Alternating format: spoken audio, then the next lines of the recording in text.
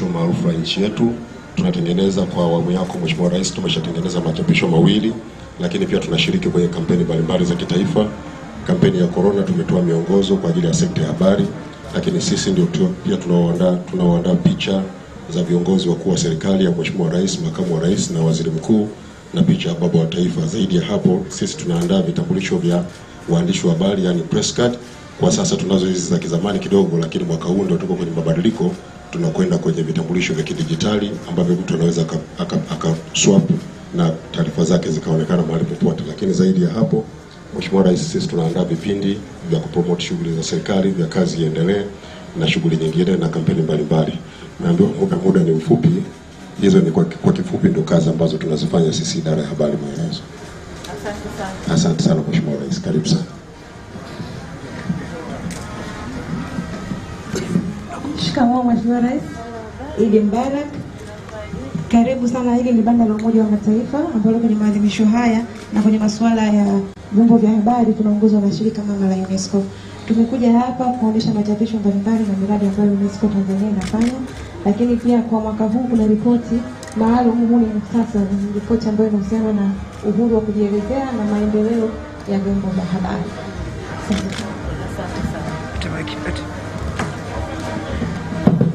Mheshimiwa Rais, shikamoo.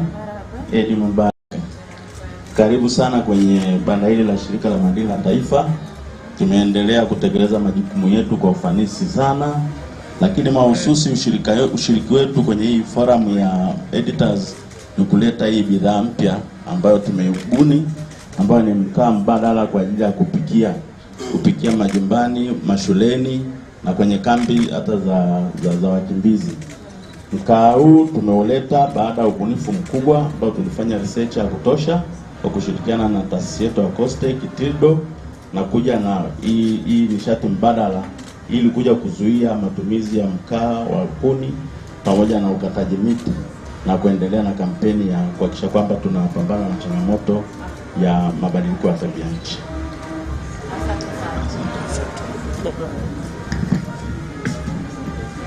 Shikamoo Mheshimiwa Rais. Idi Mubarak. Karibu sana Tuwaweza East Africa. Sisi ni taasisi sio kwa serikali.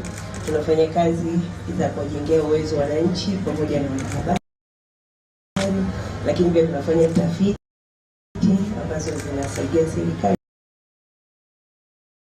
pamoja na wananchi na taasisi mbalimbali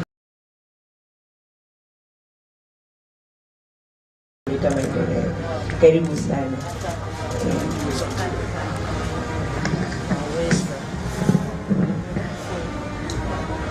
Karibu sana Mheshimiwa Rais. Idi Mbarak.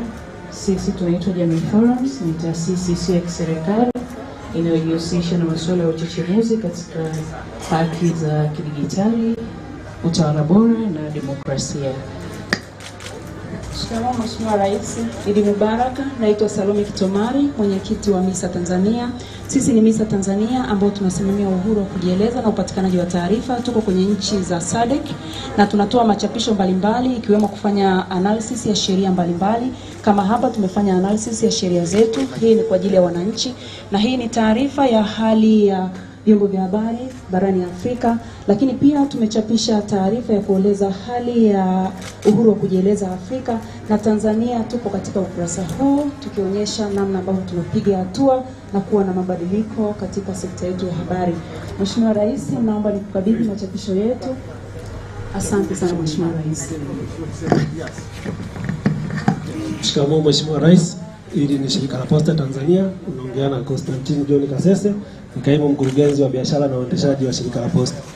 Shirika la Posta kama mdau wa siku ya Habari Duniani, sisi ni wahusika wa usafirishaji na usambazaji wa habari kwa njia ya magazeti, vipeperushi na majarida kutoka sehemu zote Tanzania katika mtandao ambao unaonekana katika ramani yetu hii ambayo inaonyesha Tanzania nzima. Tunafika kutumia magari ambayo tunayamiliki shirika la Posta, lakini sambamba na ndege ambazo zinamilikiwa na serikali ya Jamhuri ya Muungano wa Tanzania. Pamoja na hilo, tunamiliki kituo cha kutolea huduma pamoja cha serikali ambapo tunatoa huduma mbalimbali kama vile huduma za BRELA, huduma za NIDA, huduma za RITA, TRA, PSSF pamoja na huduma nyingine nyingi ili kuwapunguzia wananchi mhangaiko wa kutafuta huduma mahali tofauti za serikali. Karibu shirika la Posta. dakika moja. Shikamoo Mheshimiwa Rais, mimi naitwa Thomas Lemunge, niko kwa shirika la mawasiliano Tanzania TTCL. Kazi yetu kubwa ni kusimamia mawasiliano na kusimamia miundombinu ya mkakati inayotoa mawasiliano nchini kama mkongo wa taifa na data center. Tuko na wanahabari hapa leo na wametaja kazi yao na changamoto ya kidijitali. Tukaona ni muhimu tueleze na kuwatoa hofu wanahabari wa Tanzania kutokana na uwekezaji mkubwa uliofanywa na serikali kwa kuwekeza kwenye mkongo wa taifa wa mawasiliano ambao kimsingi unaendelea kukua. Tulianza na kilomita 5,000, sasa hivi tunakaribia kilomita 8,319 na unaendelea kujengwa. Hii ni kuonyesha jinsi gani tunajali kuelekea kwenye uchumi wa kidijitali. Vile vile tuna kituo cha kuhifadhi kumbukumbu ambacho kitawasaidia hata wanahabari kuhifadhi kumbukumbu zao kidijitali. Kwa hiyo yote tunawaondolea matatizo yao ya kidijitali ambayo umeona kama ni changamoto. Asante Mheshimiwa Rais. Idi Mubarak Mheshimiwa Rais. Karibu katika Baraza la Ushauri wa Watumiaji wa Huduma za Mawasiliano, ambayo ni chombo kilichoundwa kwa sheria ya Mamlaka ya Mawasiliano kwa ajili ya kutetea maslahi ya huduma za mawasiliano katika maeneo makubwa matatu: sekta ya utangazaji, tehama, pamoja na usafirishaji wa vifurushi na vipeto, pamoja na huduma za posta. Karibu sana Mheshimiwa Rais. Karibu Mheshimiwa Rais. Shikamoo. Ni banda yetu ndani mwingine, ni banda la South Africa, ni media startup. Inafundisha wanahabari kuhusu matumizi sahihi ya takwimu, na vile kusitisha habari za uongo, fact checking. Vile kuna blog yetu ya habari, kama unaona huu mfano wa jinsi ya kuwasilisha habari kwa kisasa kwa kutumia infographics. Asante sana.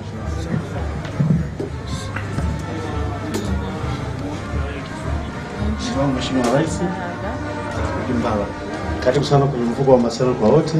Ni taasisi ya umma ambayo iko chini ya Wizara ya Habari, Mawasiliano ya Habari. Lengo la mfuko kama ilivyoanzishwa ni kufikisha mawasiliano vijijini na maeneo ya mjini ambayo hayana mawasiliano hafifu. Lakini katika hafla hii tunashirikiana na wenzetu wa TBC, tumeweza kuboresha usikivu wa TBC maeneo mbalimbali nchini, na tunaendelea kuboresha usikivu wa TBC maeneo ya mipakani na sehemu nyingine kwa ajili ya maendeleo ya jamii na kiuchumi wa jumla. Karibu Mheshimiwa Rais. Mheshimiwa Rais, karibu sana kwenye banda la kampuni ya magazeti ya serikali ambayo TSN. Kazi yetu kubwa ni kuzalisha magazeti ya Daily News na Habari Duniani. Lakini pia kazi yetu kubwa nyingine ni kulink, ni kuwa kiungo kati ya serikali na wananchi, kwa kuwapelekea habari za maendeleo na za burudani. Na katika kupambana na changamoto mbalimbali za teknolojia, Mheshimiwa Rais, tunakuja na gazeti la kidijitali. Magazeti sasa yanapatikana mtandaoni muda wote kwenye simu. Pia tumekuja na huduma ya commercial printing ambayo tunachapa majarida kama haya. Na Mheshimiwa Rais, ulipotimiza mwaka mmoja pia tulichapa jarida la Kiswahili na Kiingereza kwa nia ile ya kupeleka habari ambazo serikali yako imefanya mambo makubwa kwa wananchi. Karibu sana Mheshimiwa Rais. Mheshimiwa Rais, karibu sana kwenye banda la Baraza la Habari. Baraza la Habari kwanza ni taasisi huru, ni chombo huru ambacho kinajihusisha na masuala ya habari nchini Tanzania. Imekuwa ikifanya kazi mbalimbali, mojawapo ikiwa ni kufuatilia mienendo ya vyombo vya habari, lakini pia kufanya masuala ya advocacy kuhusiana na sheria za habari pamoja na sera, yakishirikiana na wadau mbalimbali pamoja na serikali. Karibu sana. Mheshimiwa Rais, shikamoo. Salama. Hapa ni banda la kituo cha sheria za binadamu. Tunafanya kazi ya uchechemuzi ya kufanya maboresho ya sheria pamoja na sera, lakini pia tunatoa msaada wa sheria kwa watu ambao hawana uwezo wa kupata huduma hizo, na tuna ofisi Arusha, Dodoma pamoja na Dar es Salaam. Kwa hiyo karibu sana. Mheshimiwa Rais, shikamoo. Karibu banda la Mamlaka ya Mawasiliano Tanzania. Sisi ni wasimamizi wa sekta ndogo za mawasiliano ya simu, internet pamoja na mawasiliano. Mheshimiwa Rais, tuko hapa ili kuendelea kuwapa elimu wadau wetu juu ya sera ya utangazaji na habari, ambapo kwa sasa kama Mamlaka ya Mawasiliano Tanzania tumeweza kusajili vyombo vya habari visivyopungua kwa online TV 557, lakini pia kwa online radio 37, lakini pia Mheshimiwa tumeweza kusajili television 48 pamoja na blog 135. Mheshimiwa, tunaendelea kusimamia vyombo vyote vya habari katika kuhakikisha tunaendelea kutunza maadili ya nchi yetu. Asante Mheshimiwa Rais, karibu sana. Asante, karibu sana kwenye jengo la Tume ya Tehama. Mheshimiwa Rais, shikamoo. Karibu sana. Sisi ni Tume ya Tehama, kazi yetu kubwa ni kusimamia sekta nzima ya tehama nchini, kutengeneza mazingira mazuri ya wawekezaji kuja katika kuwekeza katika TEHAMA. Vile vile tunafanya mipango ya kuona tunawasaidia vijana wetu kupitia soft center, hasa hizi kampuni changa, ili tuweze kuwafikisha mbali katika sekta ya TEHAMA. Karibu sana.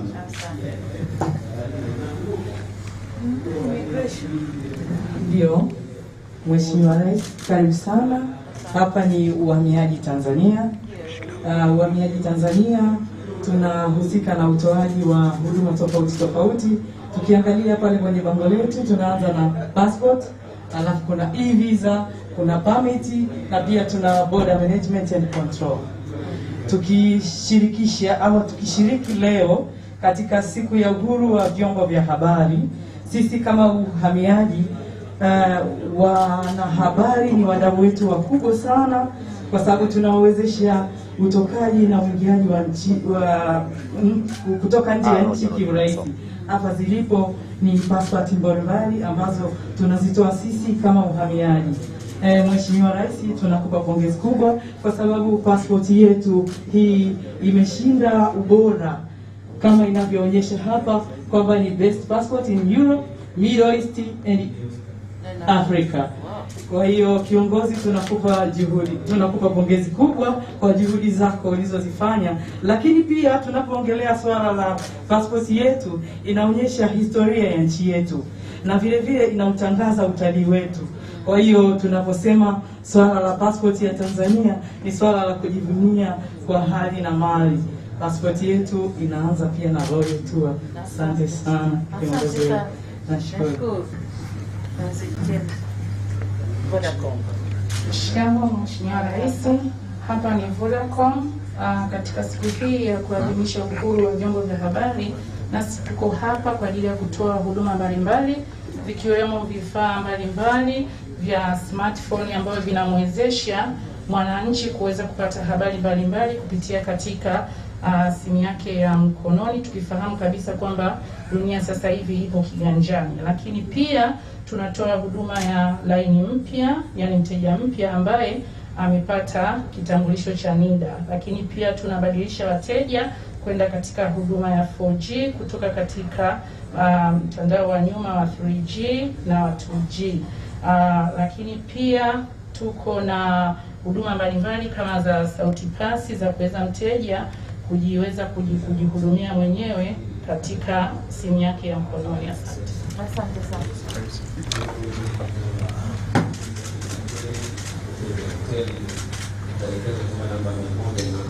Sasa wengine ndio kidogo tusimame. Habari na bwana. Tusimame. Siku ya leo siku ya uhuru wa vyombo vya habari duniani. Tunayo kwa kubwa. Kwa wageni wa Mheshimiwa Samia Suluhu, Rais wa Jamhuri ya Muungano wa Tanzania, siku ya uhuru wa vyombo vya habari duniani mwaka 2021. Hapo kunani naomba tuendelee kusimama. Wimbo wa taifa na wimbo wa Jamhuri ya Afrika Mashariki.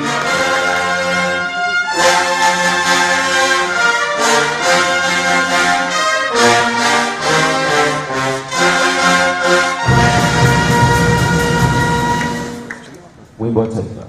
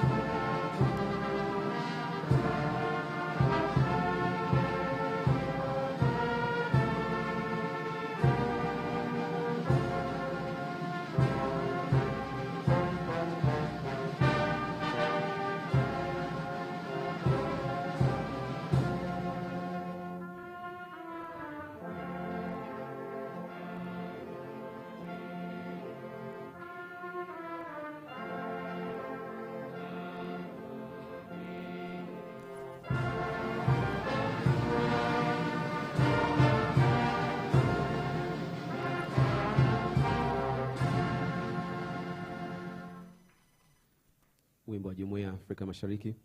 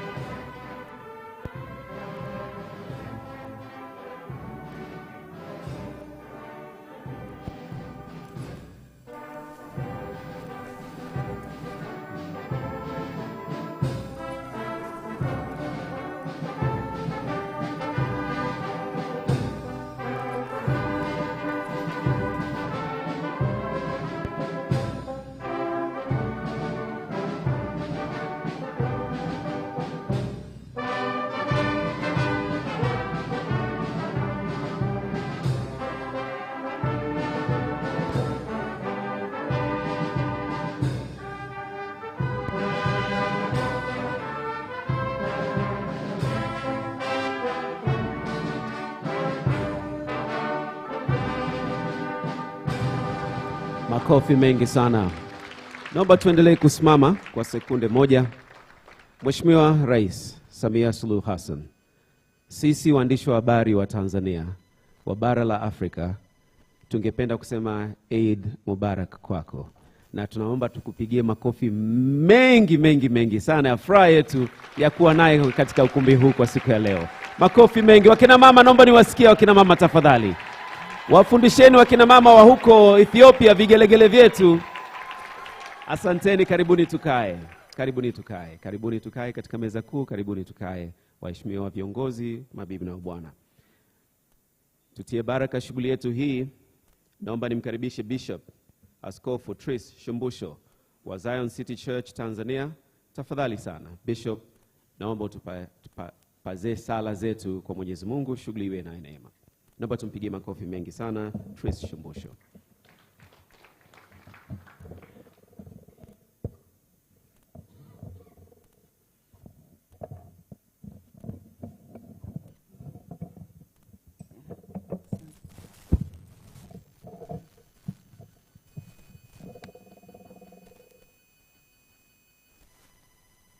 Mtakatifu, takatifu, takatifu, Mungu wa mbingu na nchi, uliyekaa mahali pa juu paliotukuka.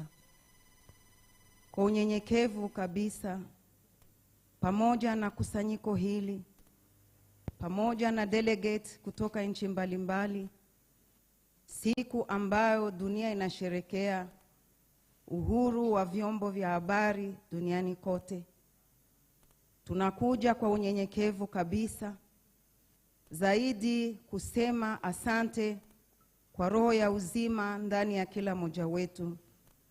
Tunasema asante kwa amani ambao umeidumisha ndani ya nchi hii ya Tanzania. Tunasema asante kwa ajili ya kumuinua Mheshimiwa Rais Samia Suluhu Hassan, Rais wa Muungano wa Jamhuri ya Tanzania na mgeni rasmi wa tukio hili. Baba, tunasema asante kwa kumuinua kwa diketi na majira kama haya katika nchi hii. Bwana, tunamleta Bwana kwa unyenyekevu mbele ya kiti chako cha neema na rehema, mbele ya kiti chako cha enzi, pale ambapo nuru na taa 7 zinamulika mbele ya kiti chako cha enzi. Ndizo roho 7 ambazo unazitumia kwa kutawala ulimwengu. Uimarishe maisha yake, uimarishe kazi zake, uimarishe uongozi wake pamoja na viongozi wote katika muda huu ambao umemweka, kwa zile roho 7 ambazo zinatawala: roho ya hekima, roho ya ufahamu, roho ya maarifa, roho ya nguvu zako, roho ya ushauri, roho ya kumcha Bwana. Zile roho zote 7 zimfunike na utukufu wako uonekane katika utendaji wake Bwana. Tunasema asante kwa kuwa umesema sisi ni chumvi na nuru ya ulimwengu, na umesema tuwe na chumvi ndani yetu. Basi tunaomba Mungu, chumvi yako iwe ndani yake mpaka ageuke kuwa chumvi, kwa maneno na kazi anazozifanya ziwe ladha katika wanaomsikia, ziwe ladha nzuri katika wanaowaongoza, ziwe ladha nzuri katika nchi ya Tanzania, iwe ladha nzuri katika ulimwengu wote unaomsikiliza. Tunasema asante kwa kazi ambayo umeanza kuifanya ndani ya maisha yake na uongozi wake. Tunakuomba uzidi kuimarisha hiyo kwa utukufu wa jina lako, katika jina la Bwana wetu Yesu Kristo. Wote tuseme amen. Tumsifu Yesu Kristo. Bwana Yesu asifiwe. Kipekee leo kwa upendo mkubwa kwa ndugu zetu Waislamu, assalamu alaikum. Ni furaha yangu kubwa sana kumkaribisha hapa mbele yetu kwa dua. Tafadhali Shehe mkuu wa mkoa Arusha, karibu sana kaka yetu uweze kutuombea dua, shughuli hii iwe njema, maazimio yetu. Karibu sana Shehe Shaban Juma Abdalla.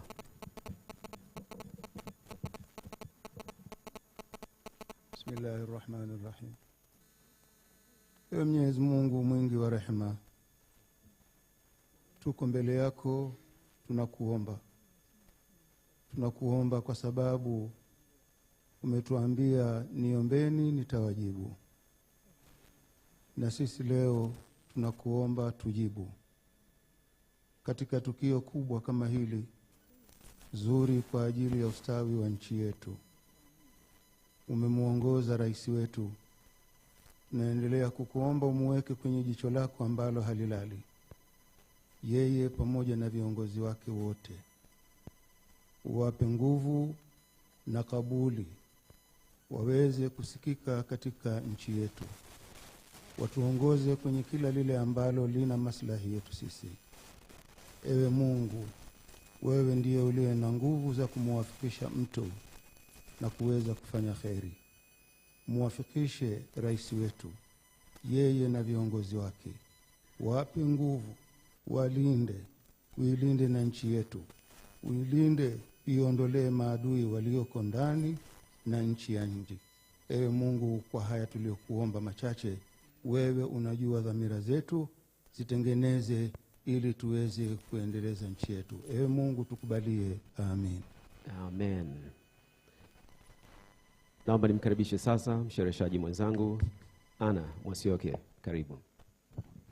Asante sana Taji Leundi. Mheshimiwa Rais wa Jamhuri ya Muungano wa Tanzania, baada ya kusikia sala na dua kutoka kwa viongozi wetu wa dini, ratiba inayofuata sasa nitumie nafasi hii kumkaribisha Katibu Mkuu wa Wizara ya Habari, Mawasiliano na Teknolojia ya Habari kwa ajili ya kufanya utambulisho wa watu wote muhimu ambao wako ndani ya ukumbi huu kwa ajili ya siku hii muhimu, siku ya uhuru wa vyombo vya habari, siku ambayo mara hii imekutanisha pamoja waandishi wa habari kutoka Tanzania na nje ya Tanzania. Karibu.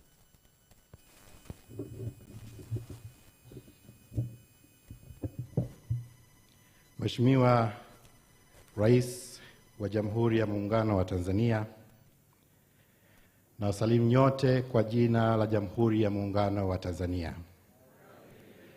Aidha, Mheshimiwa Rais, kwa heshima kabisa nikutakie wewe Eid Mubaraka pamoja na Watanzania wote na washiriki wote walio katika mkutano huu.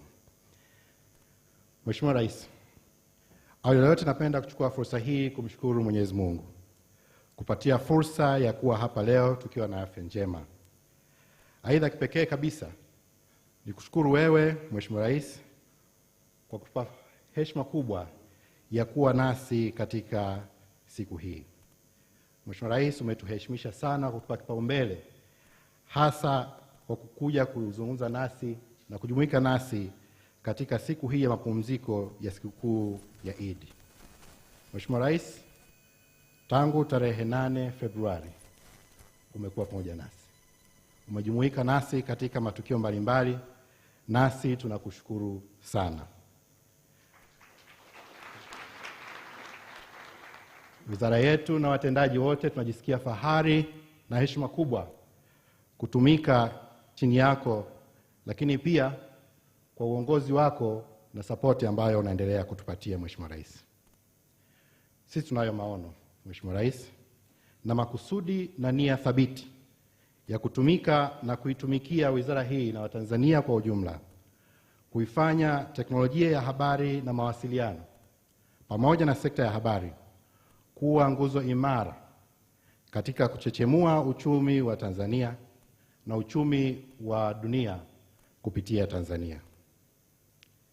Mheshimiwa Rais, kazi ambayo umeifanya katika filamu ya Royal Tour imetuongezea changamoto na ari ya kuendelea kutumika kwa ubunifu zaidi ili wizara hii iweze kuwa msingi na nguzo kuu ya uchumi wa kidigitali nchini kwetu.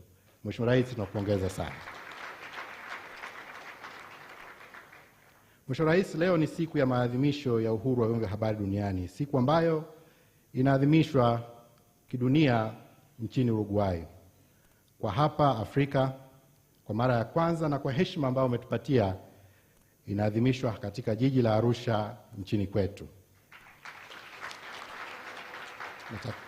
Na takwimu, Mheshimiwa Rais, inaonyesha kwamba tunao washiriki kutoka nchi 54 ambao wapo katika mkutano huu.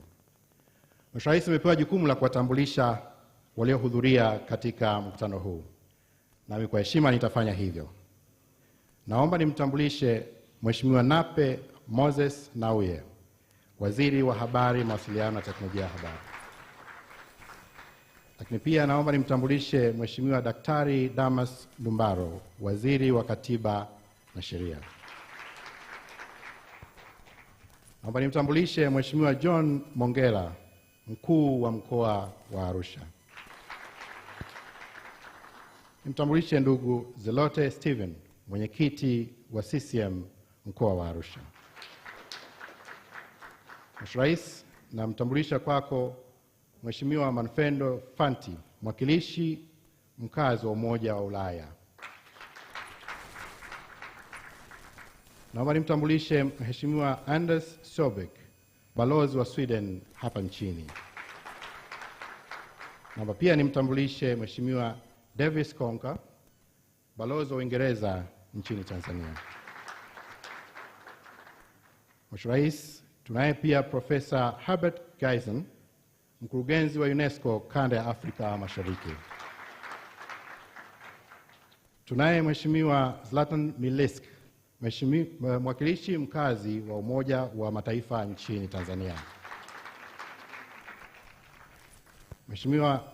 Tunaye Mheshimiwa Win Musabayana, Mwakilishi wa Kamisheni ya Umoja wa Afrika.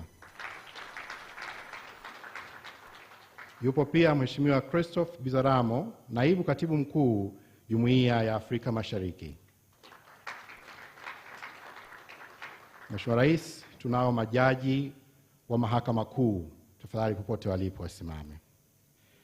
Tunao waheshimiwa wakuu wa wilaya kutoka katika mkoa huu, lakini pia wakiongozwa na Mheshimiwa Said Mtanda, mkuu wa wilaya ya Arusha.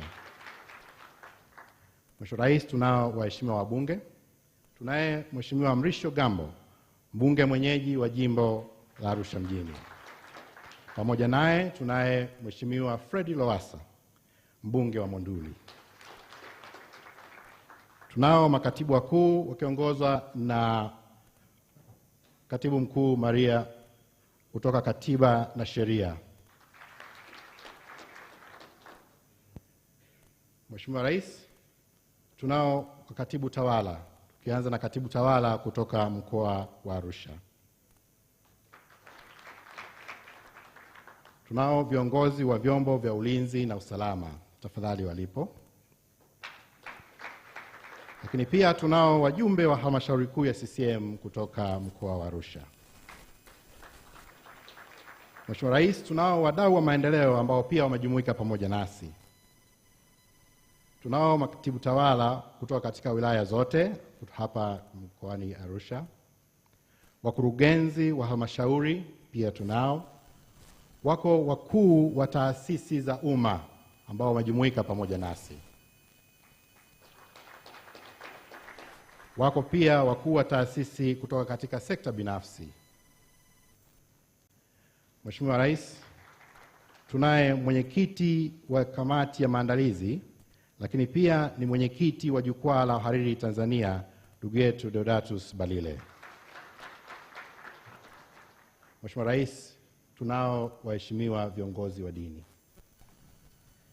lakini pia tunao washiriki kutoka majukwaa mbalimbali ya wahariri na wanahabari ndani ya nchi na pia kutoka nje ya nchi.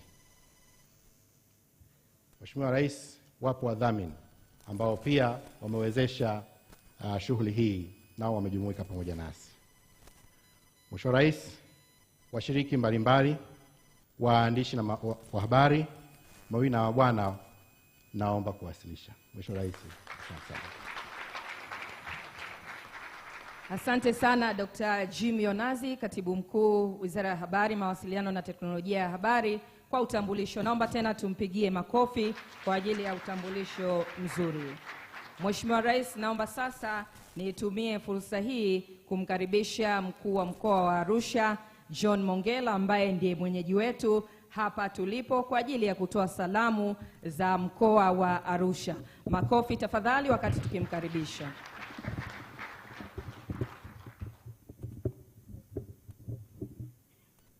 Mheshimiwa Samia Suluhu Hassan,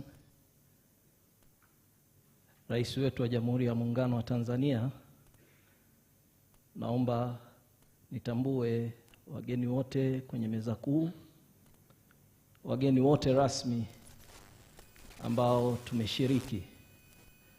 Mheshimiwa Rais, nichukue fursa hii kwa niaba ya wana-Arusha kukushukuru wewe binafsi kwa ujio wako. Na sisi wa Arusha tuna bahati. Tulikuwa na jambo kubwa sana tarehe 28 ulipofika tu kutoka Marekani. Ulikuja kwa ajili ya uzinduzi wa filamu ya The Royal Tour, ambayo sisi ina maana kubwa sana Arusha, lakini kwa nchi nzima. Lakini pili, leo umekuja kwa ajili ya wanahabari. Niseme tu kwamba sisi wengine ambao tuko mikoani, wakuu wa mikoa, wakuu wa wilaya na mfumo wote wa utawala kwenye mikoa, ndio tunaoishi na wanahabari kila siku. Na matukio na habari zinazoandikwa chanzo chake ni huku mikoani na wilayani. Nikuhakikishie kwamba sekta ya habari ina mabadiliko makubwa, na sisi ni mashuhuda kwamba inachangia sana sasa kwenye kuweka chachu ya michakato yote ya maendeleo huku mikoani na wilayani ambako watu wapo. Nichukue fursa hii kuwashukuru sana wote katika sekta ya habari. Na sisi kwenye ngazi hizi ambazo ni wasaidizi wako, tunakuhakikishia tutaendelea kuwa karibu nao kama ambavyo umekuwa ukituelekeza kila wakati, ili wananchi wetu waweze kupata habari za uhakika kwa muda, lakini ambazo zitapelekea kuleta maendeleo ya kasi katika sekta zote. Mheshimiwa Rais, nisipoteze muda, nikukaribishe sana Arusha. Karibu sana Mheshimiwa Rais. Asanteni. Asante sana mkuu wa mkoa. Naomba tu tuwe na usahihi wa jina la Engineer Stephen Mlote, ambaye naibu katibu mkuu Jumuiya ya Afrika Mashariki. Asante sana kwa kutambuliwa vizuri kwa mara nyingine tena. Mheshimiwa mgeni rasmi, mabibi na mabwana, muda wetu ni muhimu sana. Kwa hiyo naomba sasa niwakaribishe wafuatao moja baada ya mwingine. Kwanza tuanze na ujumbe kutoka AU. Mrs. Win Musabayana, Head of Communications, African Union Commission. Naomba tumpigie makofi mengi sana. Alafu baada hapo tutakaribisha ujumbe kutoka Unesco. Regional Director for Eastern Africa, Professor Herbert Gijzen. Na kisha baada hapo remarks from the UN Resident Coordinators, Latin Milicic, in quick sequence. I thank you very much, Master of Ceremony, for giving me this opportunity. Your Excellency Samia Suluhu Hassan, the President of the Republic of Tanzania, and our guest, the Honorable Minister of Information, Communication and Information Technology of the Republic of Tanzania. In the interest of time, I will salute all the excellencies, colleagues from the journalism and communication fraternities, and ladies and gentlemen. Excellency, we had been given the floor earlier before you arrived to make our comments and then also to make some key highlights in your presence to outline what the African Union's position on this meeting is and some of the key initiatives that we are undertaking. But firstly, Excellency, our first message was to greet you on behalf of the African Union and the African Union Commission, to greet you and the government and people of this great nation for the excellent preparations that have been made for this World Press Freedom Day under the theme Journalism Under Digital Siege. We noted, Excellency, that it is a mark of the great importance that you attach to the role of the media, that you are able to be with us on this very important day of Eid al-Fitr. Then we also noted that from the time of our arrival, we have experienced nothing but the very best of the legendary Tanzanian hospitality, which echoes the Pan-Africanism that Tanzania is very well known for, and which was demonstrated by the selfless support that this country offered to some of our countries to overcome colonialism and apartheid. Excellency, the African Union takes this as the perfect opportunity to sincerely appreciate the media's dedication to telling the African story, including the work that they continued to do in the very difficult time of the COVID pandemic. And we are here to assure them that we will continue to be their friend and to facilitate their work. We applaud, Excellency, the conducive climate around media freedom and operations under your leadership. We noted very strongly, Excellency, that it is important for us as Africans to take charge of our narrative. This means that we need to bust those negative stereotypes that have plagued our continent for so long. It means showcasing an Africa that is following through on its commitments to create the Africa that we want for ourselves today and for future generations, to openly discuss the challenges and to tell with pride our contributions to the world through the ages. We note, Excellency, that information is a public good and that the media has the very important and unique role to make sure that African citizens get to hear about the development information. In this respect, Excellency, I just want to outline some of the key policy frameworks that your union has created to safeguard the freedom and safety of journalists, which is a key element of the World Press Freedom Day. We noted the provisions of the Declaration of Principles on Freedom of Expression and Access to Information in Africa. We noted the model law on access to information and the guidelines on access to information and elections in Africa, as well as the African Union's Convention on Cybersecurity and Personal Data Protection. We also note that the digital transformation strategy will be very useful to colleagues in the media.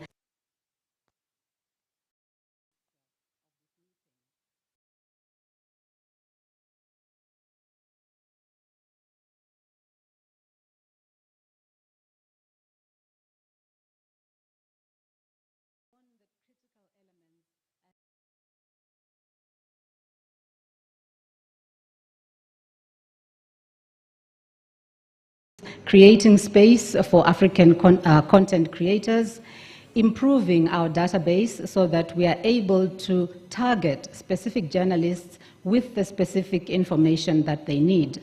We also spoke about building the capacity of media through various training programs, and it is important to highlight here, Excellency, that we have a now continent-wide program to capacitate female journalists.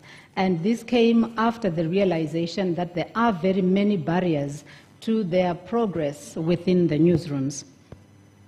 We also felt it is important to highlight that the African Union is the custodian of historical documents from the formation of the Organization of African Unity in 1963. And in this instance, we have the documents, images, audio, and video materials. And we are making these available to users, including the media. And our desire that we have made to the media is to call upon them to make use of these resources in order to create content. Finally, Excellency, we concluded with a quote by Charles Lint, who said, "Don't forget that no one else sees the world the way you do, so no one can tell the stories that you have to tell." That applies to us as African communicators. I thank you very much, Excellency. We will not forget. Mrs. Win Musabayana anayeshuka hivi sasa, mabibi na bwana, namkaribisha kutoka UNESCO. Kwa makofi mengi sana washirika wetu wakuu katika maandalizi ya shughuli hii. Karibu sana Professor Herbert Gizen.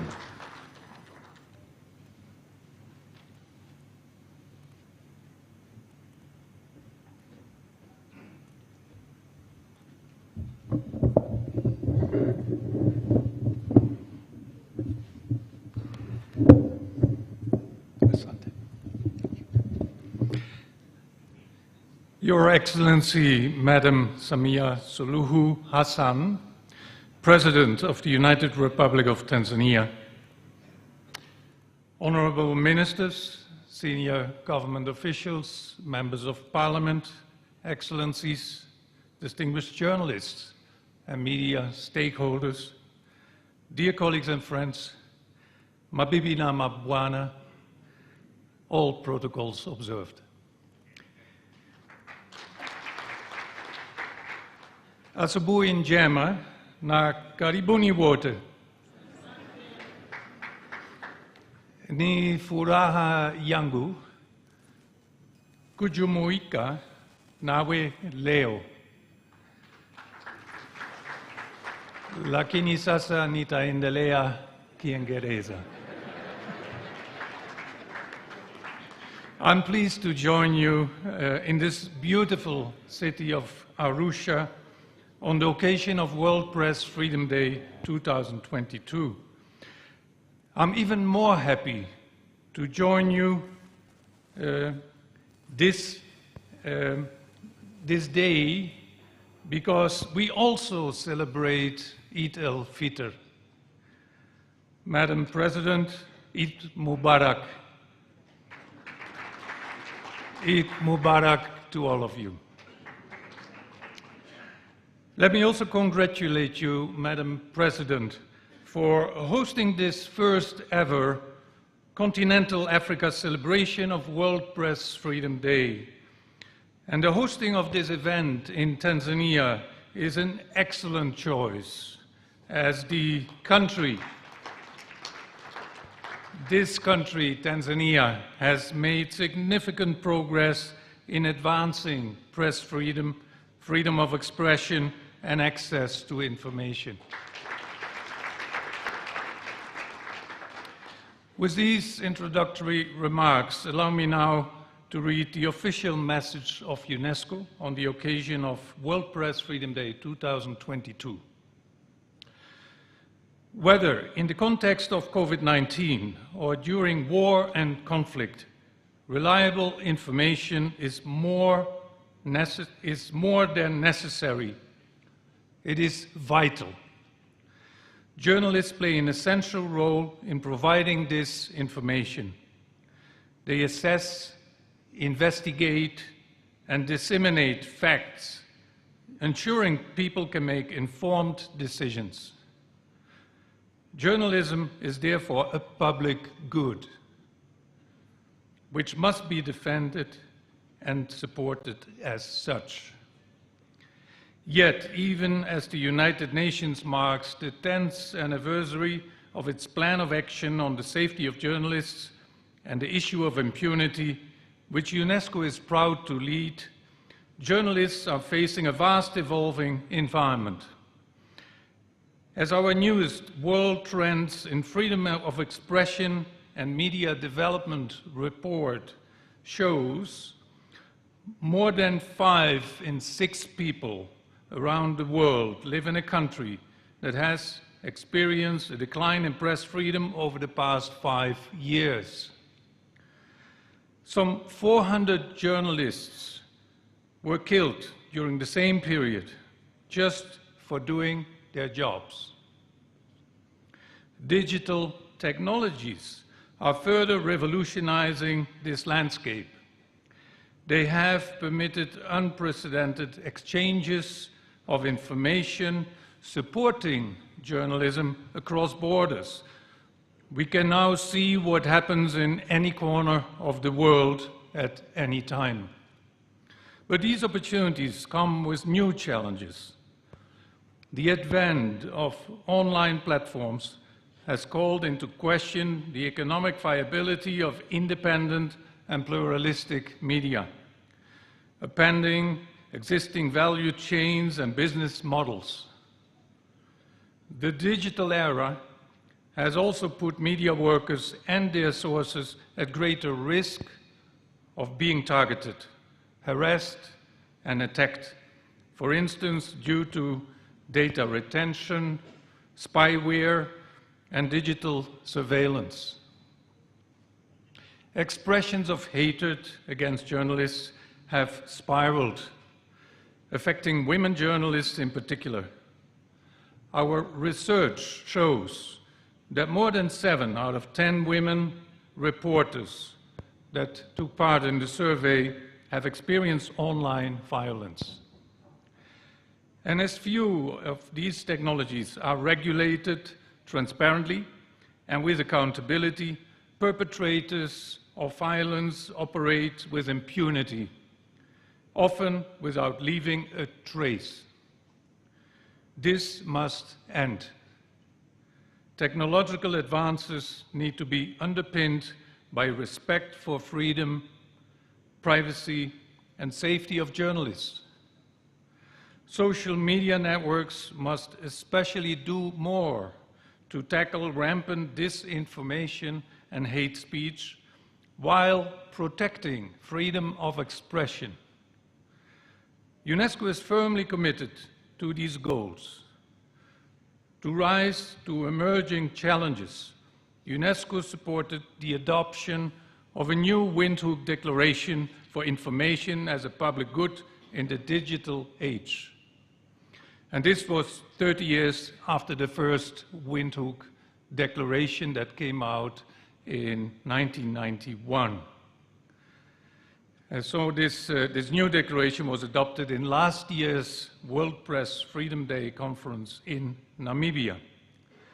Since then, UNESCO has been implementing the declaration by promoting new transparency principles for online platforms, undertaking research into sustainable media business models, and putting a new focus on media and information literacy in education systems. But we all must do more to address the risks and seize the opportunities of the digital age. On this World Press Freedom Day, I invite member states, technology companies, the media community, as well as the rest of civil society to come together to develop a new digital configuration, one that protects both journalism and journalists. That is the end of the official message from UNESCO. Thank you very much. Asanteni sana.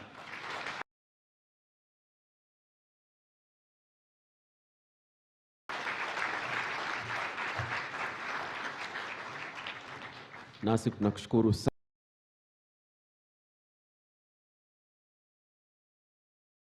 sana Profesa Herbert. Mheshimiwa Rais, ni furaha yangu sasa kumkaribisha mwakilishi mkazi wa familia ya Umoja wa Mataifa nchini Tanzania, ndugu Balozi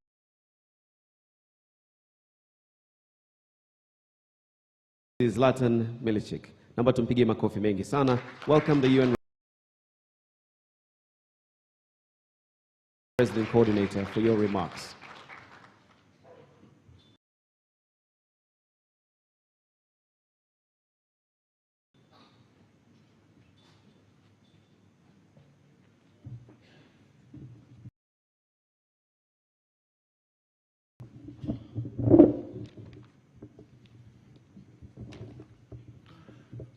The President of the United Republic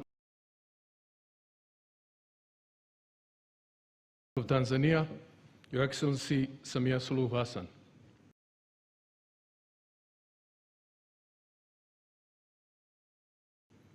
Minister of Information, Communication and ICT, Honorable Napen Nnauye. Arusha Region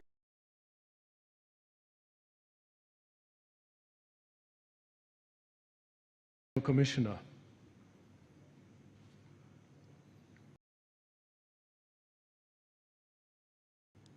Excellencies, ambassadors, high commissioners, heads of diplomatic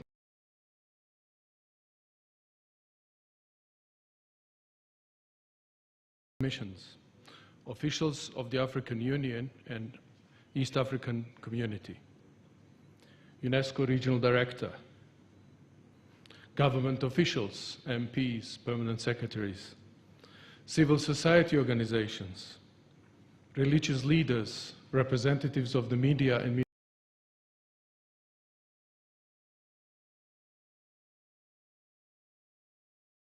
media associations, chair of the organizers.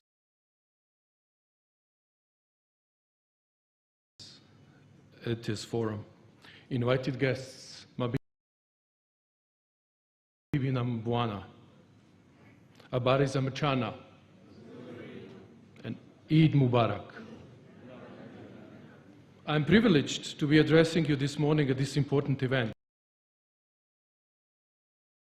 where we reflect on the fundamental principles of press freedom, evaluate its existence around the world, and remind each other about our joint responsibility to support and protect the media.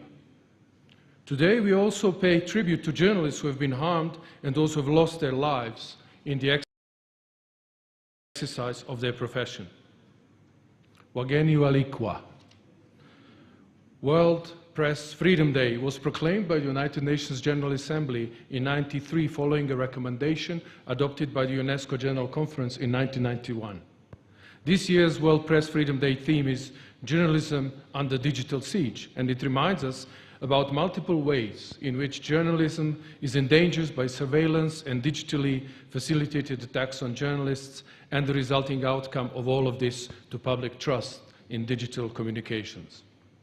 World Press Freedom Commemoration allows journalists, civil society organizations, national authorities, the academia, the broader public to discuss the emerging challenges to press freedoms and the journalists, safety, and to work together on identifying solutions. We particularly need to support and protect women journalists, who often succumb to online and offline harassment and intimidation. The Secretary General of the United Nations message for this day reminds us of all the important and sometimes risky work that journalists do in collecting, processing, and disseminating information to the public. Mheshimiwa Rais, I will now deliver the United Nations Secretary General's remarks for this important day, and I quote, on the World Press Freedom Day, we shine a spotlight on the essential work of journalists and other media workers who seek transparency and accountability from those in power, often at great personal risk. Throughout the COVID-19 pandemic, many media workers have been on the front lines, providing accurate, science-based reporting to inform decision makers and save lives. At the same time, journalists who cover climate, biodiversity, and pollution have succeeded in bringing global attention to this triple planetary crisis we have. But the threats to the freedom of journalists and media workers are growing by the day, from global health to climate crisis, corruption, and human rights abuses. They face increased politicization of their work and attempts to silence them from many sides. Digital technology has democratized access to information, but it has also created serious challenges. The business model of many media social platforms are based not on increasing access to accurate reporting, but on increasing engagement, which often means provoking outrage and spreading lies. Media workers in war zones are threatened not only by bombs and bullets, but by the weapons of falsification and disinformation that accompany modern warfare. They may be attacked as enemy, accused of espionage, detained or killed simply for doing their jobs. Digital technology also makes censorship even easier. Many journalists and editors around the world are at constant risk of their programs and reports being taken offline. And digital technology creates new channels for oppression and abuse. Women journalists are particularly at risk of online harassment and violence. UNESCO found that nearly 3 in 4 women responders have experienced online violence. Hacking and illegal surveillance also prevents journalists from doing their jobs. The methods and tools change, but the goal of discrediting the media and covering up the truth remains the same as ever. The results are also the same: people and societies that are unable to distinguish fact from fiction and can be manipulated in horrifying ways. Without freedom of the press, there are no real democratic societies. Without freedom of the press, there is no freedom. The United Nations is working to support journalists and media workers everywhere. 10 years ago, we established a plan of action on the safety of journalists to protect media workers and the impunity for crimes committed against them. On World Press Freedom Day, we honor the essential work of the media in speaking truth to power, exposing lies, and building strong, resilient institutions and societies. We call on governments, media organizations, and technology companies everywhere to support these crucial efforts." End of quote. With these few remarks, I would like to end by thanking the government of the United Republic of Tanzania, UNESCO, and the partners for commemorating this important day. Thank you for listening. Asanteni sana. Asante nawe pia ndugu Milechek. Na sasa, mabibi na bwana, Mheshimiwa Rais, ningependa tu kufahamisha kwamba ndani ya ukumbi huu tumekuwa tunatumia lugha 3: Swahili, Kiingereza na Kifaransa. Hakuna shaka wote wana vifaa vya kuweza kusikilizana na watafsiri wapo. Kwa hiyo kwa lugha yote ambayo itatumika, hatuna shaka humu ndani, na pia kwa Watanzania na Afrika na dunia inayotuangalia, bila shaka watakuwa na shaka yoyote. Sasa basi, naomba nikaribishe waheshimiwa wawili, mabalozi wawili. Moja ni balozi wa Sweden, Anders Schober. Pili nitamkaribisha British High Commissioner David Konkar. Kwa hiyo tuanze kwanza na Sweden. Tafadhali. Makofi mengi sana. Balozi amekuwa nasi kwa muda wote, mshiriki mzuri katika mkutano huu.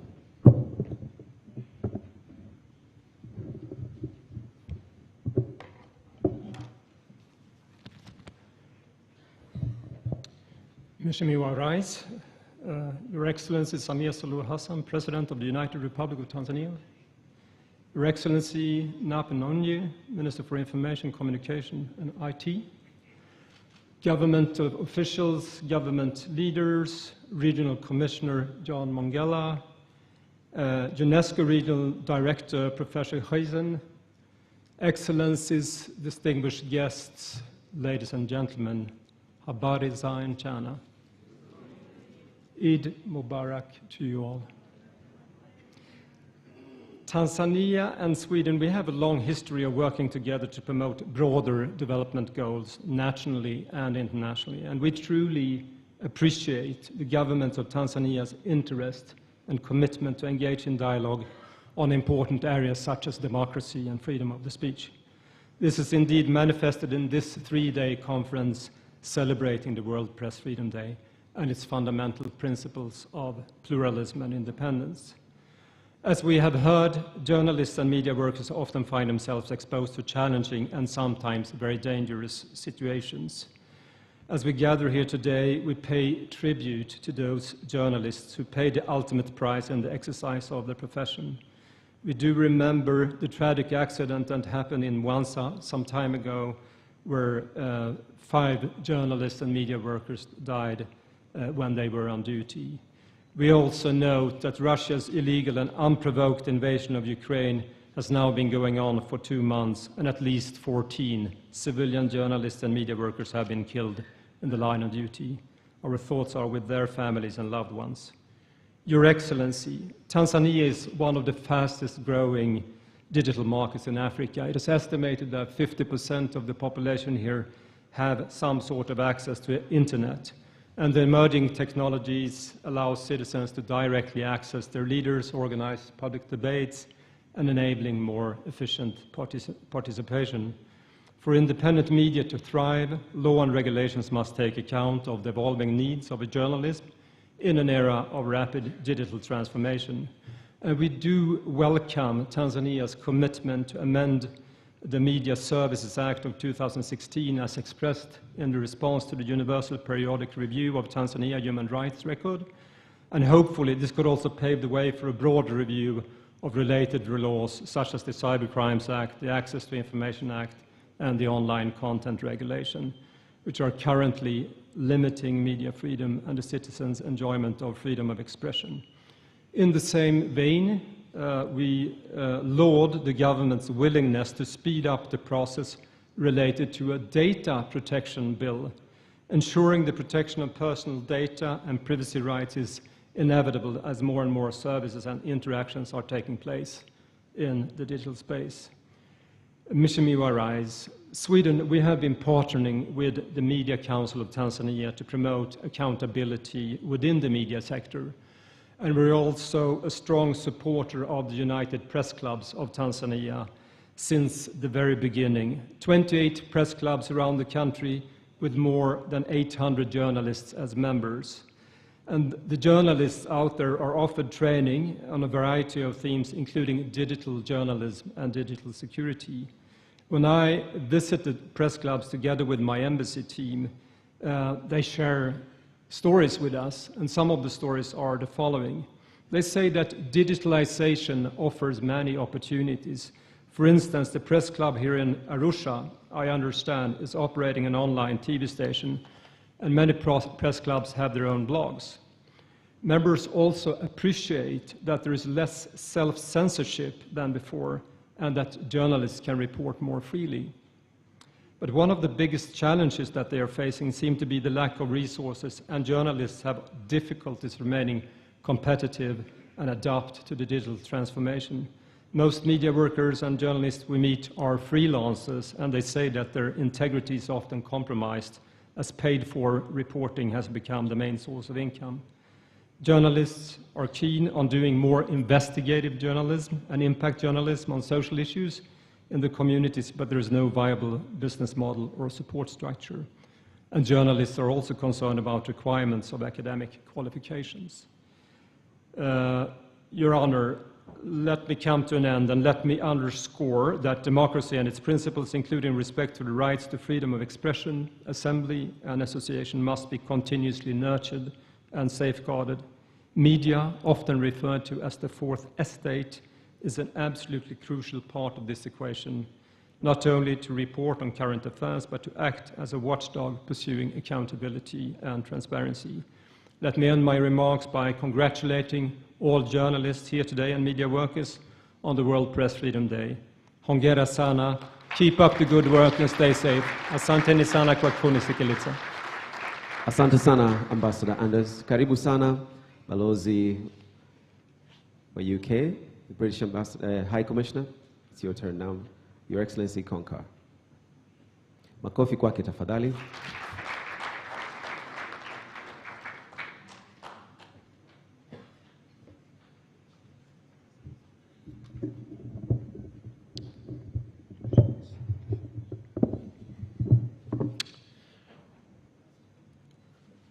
Rais wa Jamhuri ya Muungano wa Tanzania, Mheshimiwa Samia Suluhu Hassan, waziri wa habari, utamaduni, sanaa na michezo, Mheshimiwa Nape Nnauye, mkuu wa mkoa wa Arusha, Mheshimiwa John Mongella, Regional Director for Unesco, I don't know how to say that in Kiswahili, so forgive me, Hubert Gaidron.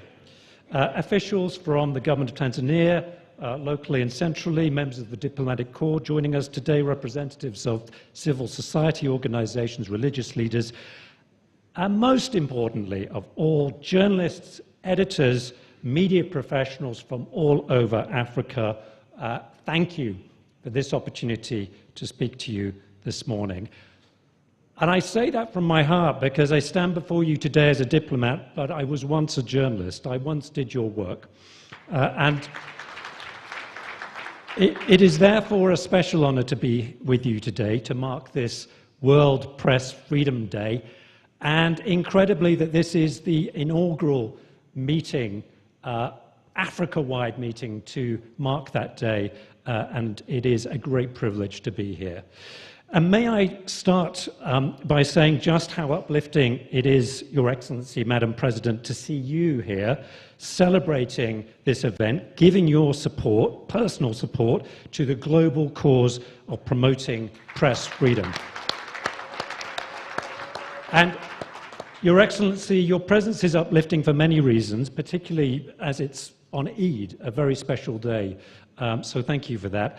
But let me just highlight a few of those reasons why it's uplifting. First, as we've been hearing, the indispensable role that a free and independent press plays in enabling countries to thrive economically and politically. A seminal study some years ago found that countries with an independent media are less prone to famine because the populations are alerted to the upcoming food shortages earlier, and because the governments of those countries take earlier action. In other words, there is evidence that supports the point that press freedom actually saves lives. Research also shows that press freedom delivers a wide range of developmental benefits: increased political participation, reduced corruption, more effective delivery of services, enhanced subjective well-being across the population. Indeed, it's widely accepted, and I don't think anyone in this room would disagree with this, that an independent media, a population that is informed by a free and independent media is a population that is empowered to make use of new ideas, create opportunities, and importantly, protect itself from disinformation and extremist perspectives. So let me pay tribute now to the work of the journalists, editors, and all those within media organizations in this room today and all around the world. The work you do is not only essential to a functioning democracy, it's a foundation for prosperity and social well-being.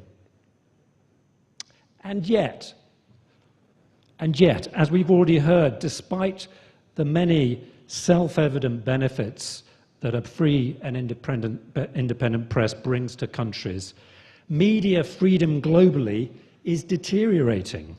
Censorship, harassment, attacks on journalists, they're all increasing.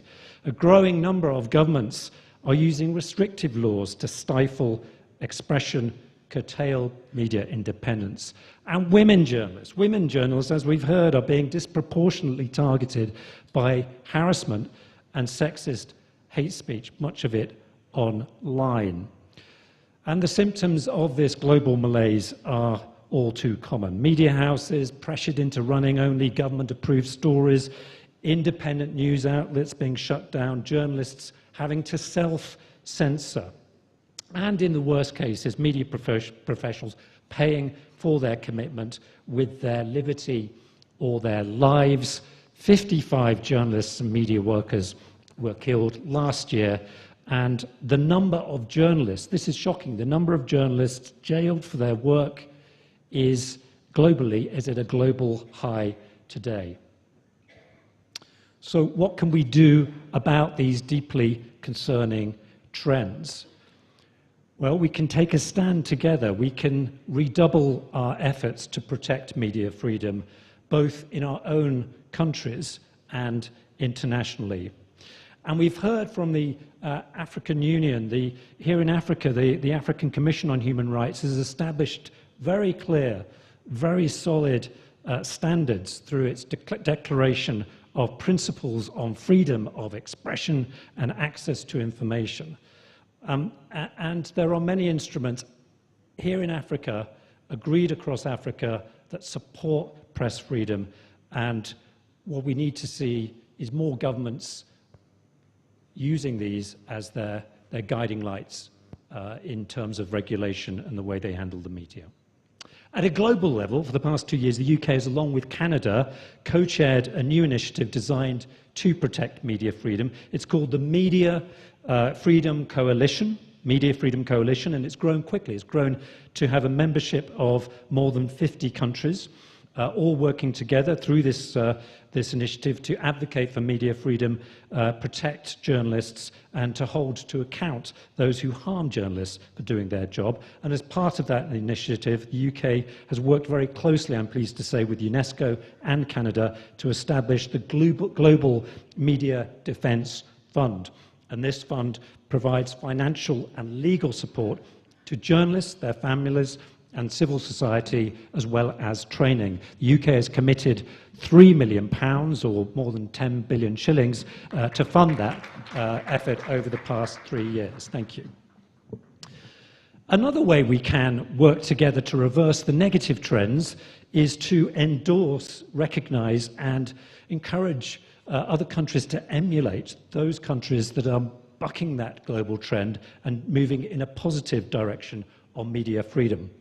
And in light of that, it's fitting that this event is taking place here in Tanzania this year, where under the leadership of Her Excellency the President, we have recently seen some very positive steps, including some long-standing bans on media outlets being reversed and a review being initiated into media laws, including the Media Services Act. And it's been heartening too to see Tanzania accept some of the recommendations on media freedom in the recent UN Human Rights Council Universal Periodic Review. Your Excellency, development partners welcome these steps, and rest assured that we will not only support Tanzania on this journey, but be hoping that other countries in the region and beyond will follow the example you and your government are setting. And with that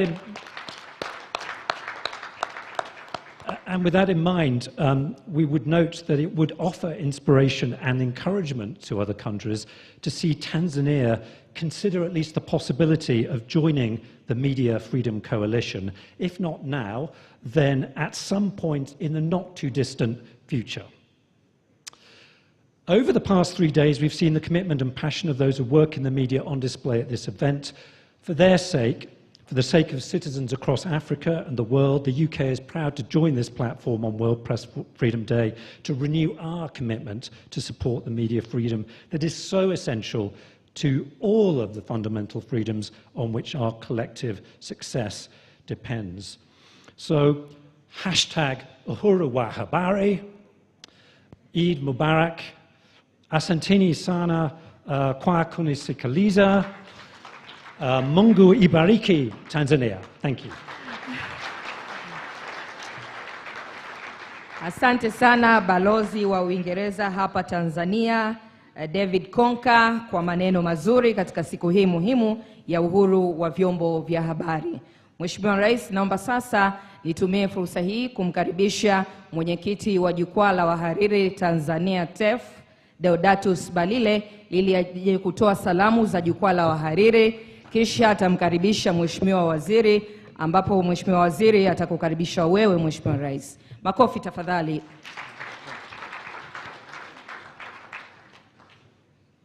Mheshimiwa Rais na mgeni rasmi, mama yetu Samia Suluhu Hassan wa Jamhuri ya Muungano wa Tanzania, Mheshimiwa Nape Nnauye, Waziri wa Habari, Mawasiliano na Teknolojia ya Habari, Mkuu wa Mkoa wa Arusha, ndugu yetu Mongera, ambaye kwa kweli Mheshimiwa Rais huyu tumefanya kazi wote chumba cha habari pale Mwananchi. Tulikuwa tunatafuta wote matangazo na habari. Lakini sasa ni mkuu wa mkoa na mimi niko huko kwenye habari. Mheshimiwa Katibu Mkuu Dr. Jimmy Yonas, Katibu Mkuu wa Wizara ya Habari, Mawasiliano na Teknolojia ya Habari, Manfredo Fanti, Balozi wa EU Tanzania, Mkuu wa Mawasiliano ya AU, mama yetu Win, Zlatan Miliski, mratibu mkaazi wa Umoja wa Mataifa UN, Profesa Herbert Gizen, mkurugenzi wa Unesco kanda ya Afrika, ndugu yetu Gerson Msigwa, mkurugenzi wa idara ya habari na msemaji mkuu wa serikali,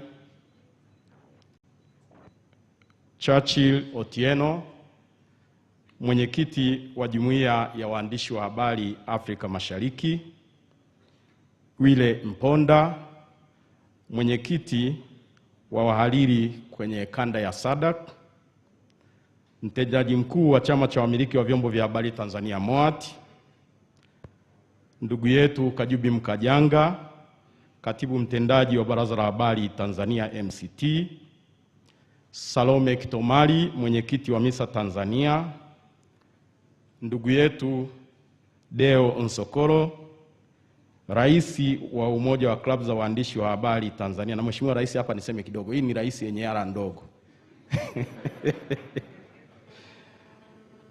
Bi Joyce Shebe, mwenyekiti wa Chama cha Waandishi wa Habari Tanzania, wanawake Tanzania, lakini ila nimeambiwa kwamba yupo mkurugenzi wake wa TAMWA Dr. Rose Ruben, Prosper Kwizega, mwenyekiti wa mtandao wa redio za kijamii Tanzania, ndugu Danstan Kamanzi, mkurugenzi wa wakfu wa vyombo vya habari Tanzania TMF, Dr. Ayubu Rioba, mkurugenzi mkuu wa TBC, nimemwona dada yetu Msokwa, lakini pia wahariri na waandishi wa habari kutoka sehemu mbalimbali na hapa Tanzania, wageni waalikwa, mabibi na mabwana. Nadhani mtanishangaa kwa nini nimepitia protocol ndefu hivi. Ni siku yetu leo. Kwa hiyo nikasema walau kwenye majukwaa tumezoea Mheshimiwa Rais wanatambulishana wote, lakini tukasema na sisi leo walau tuwatambue kidogo. Mheshimiwa Rais, kwanza nichukue fursa hii kumshukuru Mwenyezi Mungu kwa kuendelea kutujalia uhai sote tulioko hapa, na ni kwa neema zake kuwa leo tuko hapa kufanya shughuli hii muhimu ya kukumbushana utendaji wa vyombo vya habari nchini, Afrika na dunia kwa ujumla, ambapo hatimaye tutaimarisha ushirikiano kati ya dola, jamii na vyombo vya habari kwa maslahi mapana ya maendeleo ya taifa na bara letu la Afrika. Mheshimiwa mgeni rasmi, na kushukuru kwa kukubali mwaliko wetu, kwani kwa kufanya hivi Mheshimiwa Rais umedhihirisha kwa matendo nia yako ya kukuza ushirikiano kati ya serikali na vyombo vya habari. Tunakushukuru sana Mheshimiwa Rais. Mheshimiwa Rais, niruhusu niseme Idi Mbarak. Nafahamu umetupa heshima ya pekee leo kwa muda kama huu na kwa siku hii maalum ambayo ni Eid al-Fitr. Ulipaswa kujumuika na familia, ukakaa na ndugu jamaa na marafiki, ila umechagua kujumuika na jumuiya pana ambayo ni tasnia ya habari. Tunasema asante sana Mheshimiwa Rais. Mheshimiwa Rais, naona itapendeza kidogo kwa maana tumesema kwamba tuko hapa Afrika. Ukifahamu kina nani tuko nao hapa ukumbini kwa siku muhimu ya kihistoria ya leo, ambao ni wadau wa vyombo vya habari na wawezeshaji wetu, ili angalau nawe ufahamu uwakilishi mpana ambao tunao hapa ukumbini. Nafahamu Mheshimiwa Katibu Mkuu Dr. Jimmy Yonas amewatambulisha wageni walioko hapa, ila wale wa kitaaluma na wadau wengine naomba niwatambulishe kwako Mheshimiwa Rais. Naona itakaa na ila nikitaja makundi naomba msimame. Maana Dr. Jimmy Yonas alipofika kwa waandishi wetu akenda haraka. Kwa hiyo nikasema basi na sisi ni siku yetu, basi tuwatambue kidogo. Nikitaja makundi naomba msimame. Tuna wawakilishi kutoka the African Editors Forum, TAEF.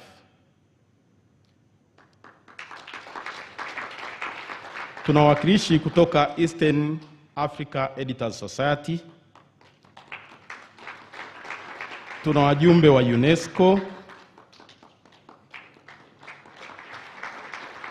Tuna Edi Office High Commission Human Rights Africa level. Tuna Tanzania Editors Forum. Naomba msimame wahariri mlipo. Mheshimiwa, hawa ni wahariri wako. Na leo ni kwa mara ya kwanza wanahudhuria kwa namba hii. Kwa kawaida huwa wanahudhuria 5, 4. Ila leo pia ni mara ya kwanza hii shughuli kufanyika Afrika. Tunaomba mkae. Lakini Mheshimiwa Rais Samani, tunao Ethiopia Editors Guild. Tunao Ethiopia Broadcasting Corporation. Tunao Article 19. Uganda Editors Guild. Kenya Editors Guild. Google. Wa Kenya simameni kidogo, maana mmesimama haraka haraka. Wamekuja wengi na Mheshimiwa Rais kwa mara waliyoyaona Arusha, Mheshimiwa Rais wakanambia wanaomba waongeze visa wakaekae kidogo. Lakini pia tunao wawakilishi kutoka Google. Tuna Africa Commission. Tuna CDC Africa. Tuna Tanzania Telecommunications Corporation, TTCL, wadau wetu hawa. Tuna Foundation Hirondele. Tuna Internews. Tuna Vodacom Tanzania. Tunao NMB. Tunao Legal and Human Rights Center. Tunao NHIF. Tunaye mkurugenzi mkuu wa PSSSF Hosea Kashimba. Tunao WCF mkurugenzi wake John Mduma. Naona wamekuja wawakilishi. Tunaye mkurugenzi mkuu wa STAMICO Dr. Masawe. Na STAMICO wametuonesha mkaa ili tuachane na kupikia ule mkaa wa mawe, tusiharibu sana misitu. Sasa sisi walau tuanze kuwa wateja wa mkaa wa mawe ili walau siku moja na Tanzania tu export kama product. Lakini tunaye mkurugenzi mkuu wa bandari Tanzania, ndugu yetu Eli Kiamisi. Usimame kidogo. Ilikuwa amechelewa kidogo, lakini ameanza safari saa 4 usiku. Akasema anakuwepo hapa kushirikiana na vyombo vya habari, kwa maana bandari ni lango la uchumi wa Tanzania, lakini anaamini kwamba kwa kuwa na vyombo vya habari karibu, basi na kwa kweli ametuwezesha kidogo. Mheshimiwa Rais, tunamshukuru. Tunaye mkurugenzi wa TCRA Dr. Jabil. Tunaye mkurugenzi wa TANAPA, kamishna mkuu wa TANAPA au mwakilishi wake Mwakilema. Tunaye mkurugenzi mkuu kwa heshima ya pekee. Leo kwa muda kama huu na kwa siku hii maalum ambayo ni Eid al-Fitr, ulipaswa kujumuika na familia, ukakaa na ndugu jamaa na marafiki, ila umechagua kujumuika na jumuiya pana ambayo ni tasnia ya habari. Tunasema asante sana Mheshimiwa Rais. Mheshimiwa Rais, naona itapendeza kidogo kwa maana tumesema kwamba tuko hapa Afrika. Ukifahamu kina nani tuko nao hapa ukumbini kwa siku muhimu ya kihistoria ya leo, ambao ni wadau wa vyombo vya habari na wawezeshaji wetu, ili angalau nawe ufahamu uwakilishi mpana ambao tunao hapa ukumbini. Nafahamu Mheshimiwa Katibu Mkuu Dr. Jimmy Onazi amewatambulisha wageni walioko hapa, ila wale wa kitaaluma na wadau wengine naomba niwatambulishe kwako Mheshimiwa Rais. Naona itakaa na ila nikitaja makundi naomba msimame. Maana Dr. Jimmy Yomaz alipofika kwa waandishi wetu akenda haraka haraka. Kwa hiyo nikasema basi na sisi ni siku yetu, basi tuwatambue kidogo. Nikitaja makundi naomba msimame. Tuna wawakilishi kutoka the African Editors Forum, TAEF.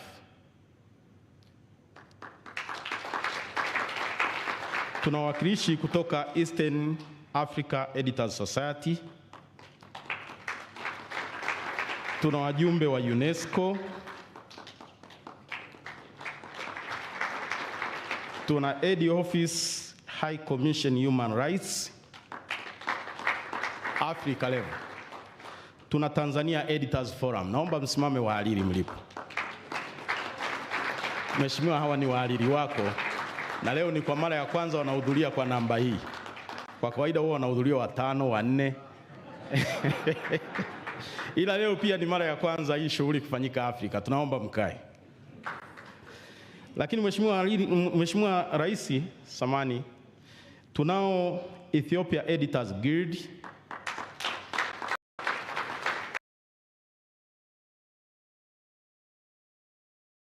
Tunao Ethiopia Broadcasting Corporation. Tunao Article 19, Uganda Editors Guild, Kenya Editors Guild, Google. Wa Kenya simameni kidogo, maana mmesimama haraka haraka. Wamekuja wengi na Mheshimiwa Rais kwa mara walioyaona Arusha, Mheshimiwa Rais wakanambia wanaomba waongeze visa wakaekae kidogo. Lakini pia tunao wawakilishi kutoka Google. Tuna Africa Commission, tuna CDC Africa, tuna Tanzania Telecommunications Corporation TTCL, wadau wetu hawa. Tuna Foundation Hirondele, tuna Internews, tuna Vodacom Tanzania, tunao NMB, tunao Legal and Human Rights Center, tunao NHIF, tunaye mkurugenzi mkuu wa PSSSF Hosea Kashimba, tunao WCF mkurugenzi wake John Mduma. Naona wamekuja wawakilishi. Tunaye mkurugenzi mkuu wa STAMICO Dr. Masawe, na STAMICO wametuonesha mkaa ili tuachane na kupikia ule mkaa wa mawe, tusiharibu sana misitu. Sasa sisi walau tuanze kuwa wateja wa mkaa wa mawe ili walau siku moja na Tanzania tu export kama product. Lakini tunaye mkurugenzi mkuu wa bandari Tanzania ndugu yetu Eli Kiamisi. Usimame kidogo. Ilikuwa amechelewa kidogo, lakini ameanza safari saa 4 usiku. Akasema anakuwepo hapa kushirikiana na vyombo vya habari, kwa maana bandari ni lango la uchumi wa Tanzania, lakini anaamini kwamba kwa kuwa na vyombo vya habari karibu, basi na kwa kweli ametuwezesha kidogo. Mheshimiwa Rais, tunamshukuru. Tunaye mkurugenzi wa TCRA Dr. Jabil. Tunaye mkurugenzi wa TANAPA, kamishna mkuu wa TANAPA au mwakilishi wake Mwakilema. Tunaye mkurugenzi mkuu, kamishna mkuu wa TAWA Mabura. Tunaye mkurugenzi mkuu wa BLERA Godfrey Nyaisa. Tunaye mkurugenzi mkuu wa EURA Engineer Chiburunje. Tunaye Asas Group of Companies. Wakati tunaingia hapa ukumbini akasema alitamani sana kuwepo, angependa kuwa na wanahabari, lakini amepata dharura kidogo. Na leo ni Idi, lakini tulishaiandika hiyo hotuba. Tunamshukuru, ametusupport. Tunao wadau muhimu sana, na leo jioni Mheshimiwa Rais ukipata muda uungane na sisi. Ngoja Mheshimiwa Mnapa amalize. Tunao wadau muhimu. Mheshimiwa Rais, jioni ukipata muda uungane na sisi, maana najua mmefungua leo, tunakupongeza. Hawa si wengine, ni Tanzania Breweries.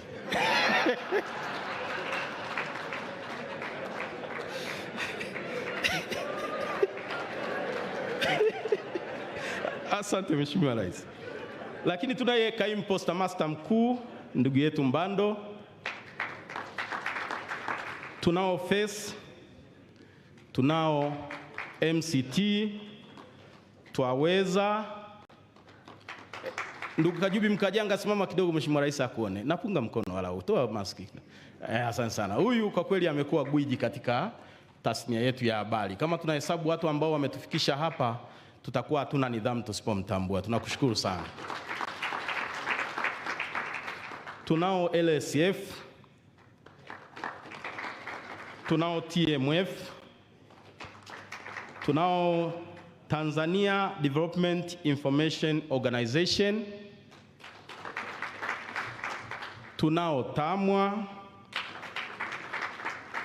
tunao Elimika, tunao Nukta Africa, tunao Misa Tanzania, tunao Misa, simameni kidogo, ila kwenye hotuba nitalieleza kidogo. Hawa ndio walianzisha siku ya uhuru wa vyombo vya habari mwaka 92 baada ya Unesco kuungana nao. Kwa hiyo nitaeleza 91, mnakosea. Nitaeleza. Tulieni, tuliza ball. Karibuni.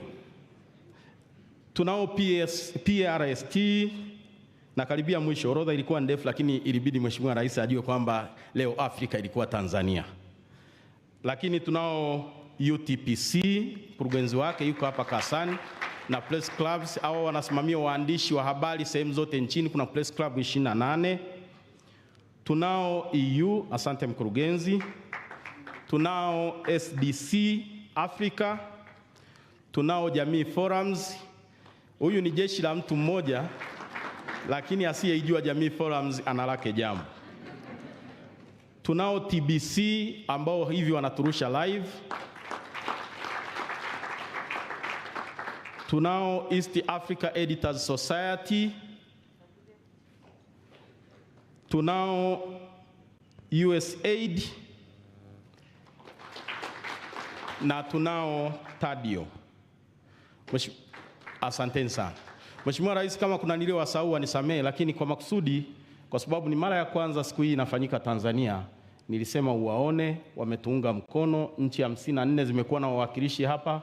Kwa kweli tunafurahi sana. Tunakushukuru Mheshimiwa Rais. Mheshimiwa mgeni rasmi, leo ni siku ya maadhimisho ya uhuru wa vyombo vya habari duniani. Siku hii inaadhimishwa kidunia nchini Uruguay. Kwa Afrika mwaka huu, kwa mara ya kwanza siku hii inaadhimishwa hapa jijini Arusha, Tanzania. Hapa tunao wawakilishi kutoka nchi 54 za Afrika ambao wengi wao ni mara ya kwanza kufika Tanzania, na kwao nasema karibu nyumbani Tanzania, kwenye mlima Kilimanjaro, nyumbani kwa mlima Kilimanjaro, Serengeti, visiwa vya marashi ya karafuu Zanzibar na uchumi wa buluu. Karibuni sana wageni wetu. Mheshimiwa mgeni rasmi, naomba kutumia fursa hii kuwapongeza waandishi wa habari wote Afrika wanaofanya kazi ya kukusanya, kuchakata, kuchapisha habari na taarifa kwa nia ya kuhabarisha, kuelimisha na kuburudisha. Hongereni sana kwa siku hii muhimu katika historia ya uandishi wa habari nchini, Afrika na duniani kwa ujumla. Kila Mei 3 waandishi wa habari duniani kote huadhimisha siku ya uhuru wa vyombo vya habari tangu mwaka 1993. Siku hii inaadhimishwa kwa nia ya kupitia kiwango cha uhuru wa vyombo vya habari duniani, kulinda uhuru wa vyombo vya habari na kutoa heshima kwa waandishi wa habari waliouawa kazini. Mheshimiwa mgeni rasmi, mwaka 1991 wanahabari wahariri wa magazeti walikutana jijini Windhoek, Namibia, wakapitisha azimio la kuwa na siku ya uhuru wa vyombo vya habari duniani. Mwaka 1992 shirika la elimu, sayansi na utamaduni la Umoja wa Mataifa UNESCO ambao walikuwa kati ya wafadhili wa mkutano wa Windhoek waliamua kuirasimisha siku hii na wakaanzisha taasisi ya vyombo vya habari kusini mwa Afrika, MISA, ambayo Tanzania inatawi, na taasisi za aina hii sehemu mbalimbali. Mkutano wa Umoja wa Mataifa UNGA ulipitisha azimio la siku ya uhuru wa vyombo vya habari duniani kutokana na mapendekezo ya Unesco katika mkutano wa 26 wa Unesco uliofanyika mwaka 1992. Mheshimiwa mgeni rasmi, kauli mbiu ya mwaka huu katika maadhimisho ya uhuru wa vyombo vya habari inasema ni vyombo vya habari na changamoto ya teknolojia ya kidijiti, au kwa Kiingereza media and digital siege. Kauli mbiu hii inatualika kutafakari iwapo mazingira ya kikazi na uhusiano baina ya vyombo vya habari na serikali na jamii yanawezesha kufikiwa kwa lengo la muhimu ambalo lipo kwa makusudi yake, yaani upatikanaji na upashaji wa habari. Kama tulivyotaja hapo juu, kuna nchi nyingi ambazo waandishi wa habari wanawindwa na kwa kutumia teknolojia ya habari. Na mwaka huu kwa mjibu wa taarifa za UNESCO zilizoko kila pahala, waandishi 55 wameuawa kwa mwaka jana.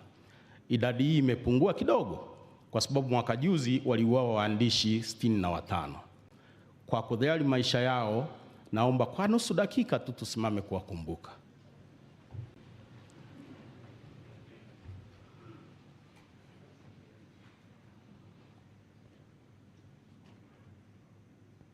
Asanteni. Tunaomba serikali zetu Afrika na duniani kwa ujumla zilinde maisha ya waandishi wa habari wanapokuwa kazini, kwani inaumiza waandishi kupoteza maisha na bado watenda maovu wapatao 80% hawachukuliwi hatua ipasavyo au wanakwenda bila kuguswa, impunity. Wakati tunapoadhimisha siku hii, tunauona umuhimu wa kuwapa kwa ushirikiano kati ya pande mbili, waandishi wa habari, serikali, kwa lengo la kuhakikisha kwamba utumishi wetu katika vyombo vya habari unakuwa wenye thamani mbele ya umma tunaoutumikia, bila kuhatarisha maisha yetu kwa kuzingatia sheria, kanuni na taratibu. Tunaziomba serikali za Afrika na wanajamii waviwezeshe vyombo vya habari kufanya kazi yake kwa ufanisi. Mheshimiwa mgeni rasmi, kwa nyakati tofauti, taasisi zetu za kihabari zimekuwa mara kadhaa zikikutana kujadili uhuru wa vyombo vya habari kwa dhana pana ya uhuru wa wananchi kutoa mawazo, freedom of expression. Mwelekeo wa Tanzania katika uhuru wa habari tangu umeingia madarakani umekuwa wa kujivunia. Seto na mawio. Umefungulia mitandao ya kijamii na TV za mtandaoni.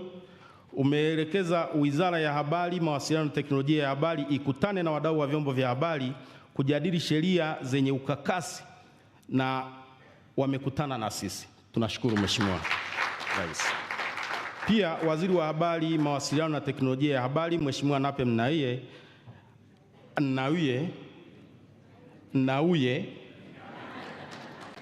Nnauye ametangaza ataunda kamati ya pamoja kati ya wadau wa habari na serikali kupitia sheria zinazolalamikiwa.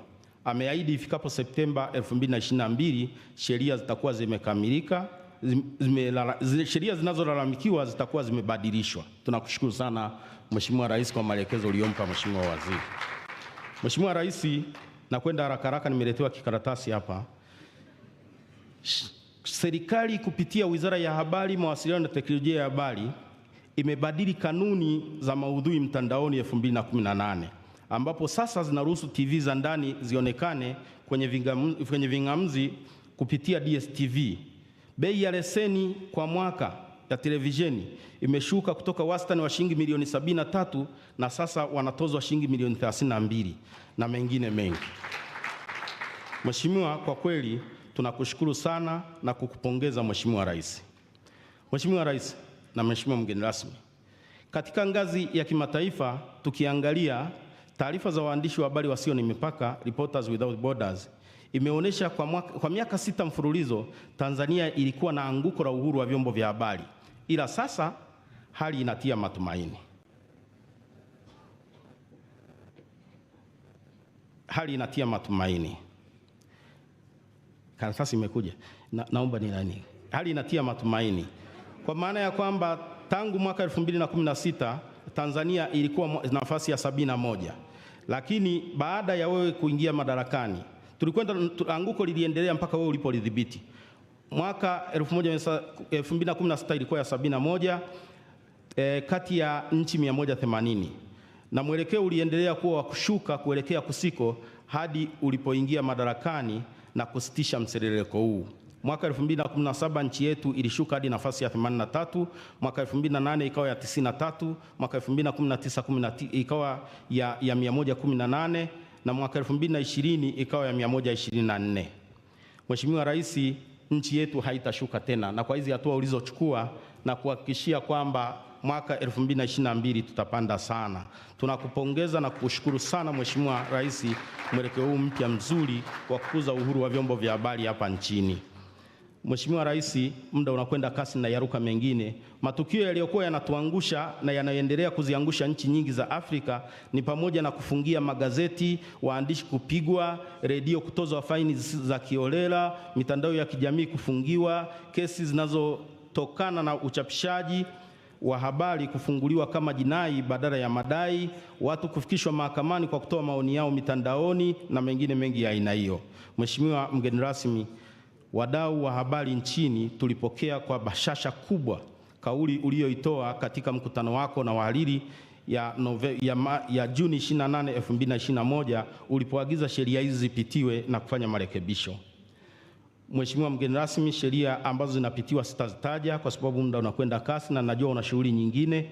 Nizungumzie hili moja, gharama za uendeshaji wa vyombo vya habari. Mheshimiwa mgeni rasmi, kwa upande wa magazeti, gharama za kuendesha vyombo vya habari zimepanda kwa kiwango cha kutisha. Bei ya karatasi duniani imepanda kutoka wastani wa dola 450 kwa tani kwa mwaka jana hadi dola 1500 nilipoangalia leo asubuhi.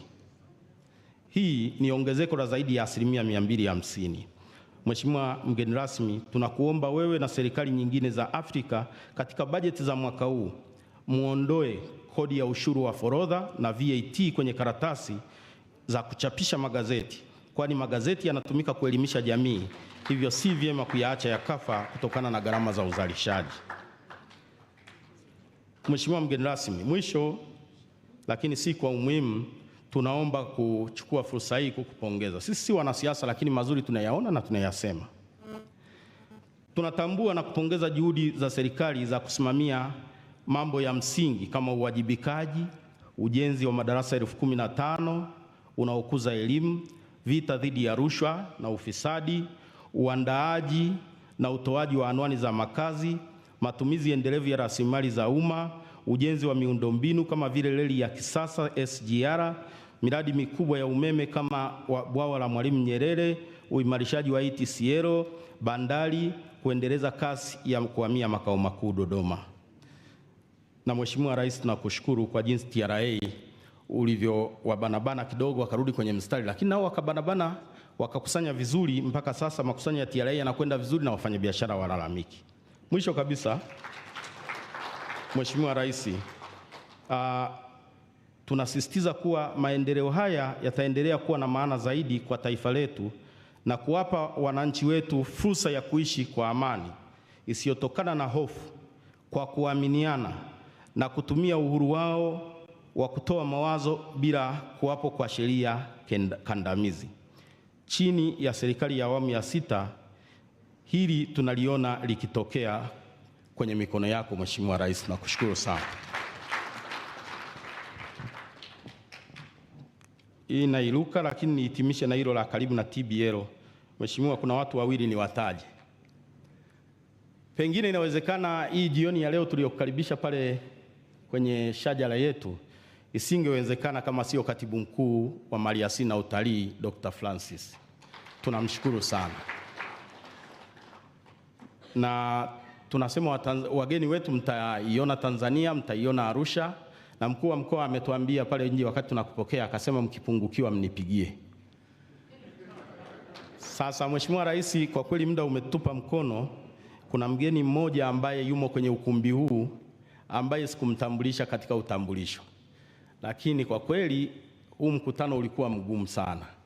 Ile Disemba nilipokujulisha kwamba wakati niko Naivasha wamesema tuje Tanzania, nikawaambia njoo. Nilivyorudi nyumbani nikamuuliza, sasa Kigoma inakuaje? Akasema ndo ishakuwa.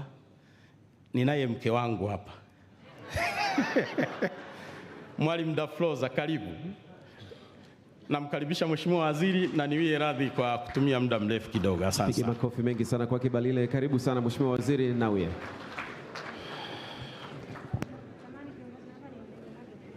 Acha tuko sawa.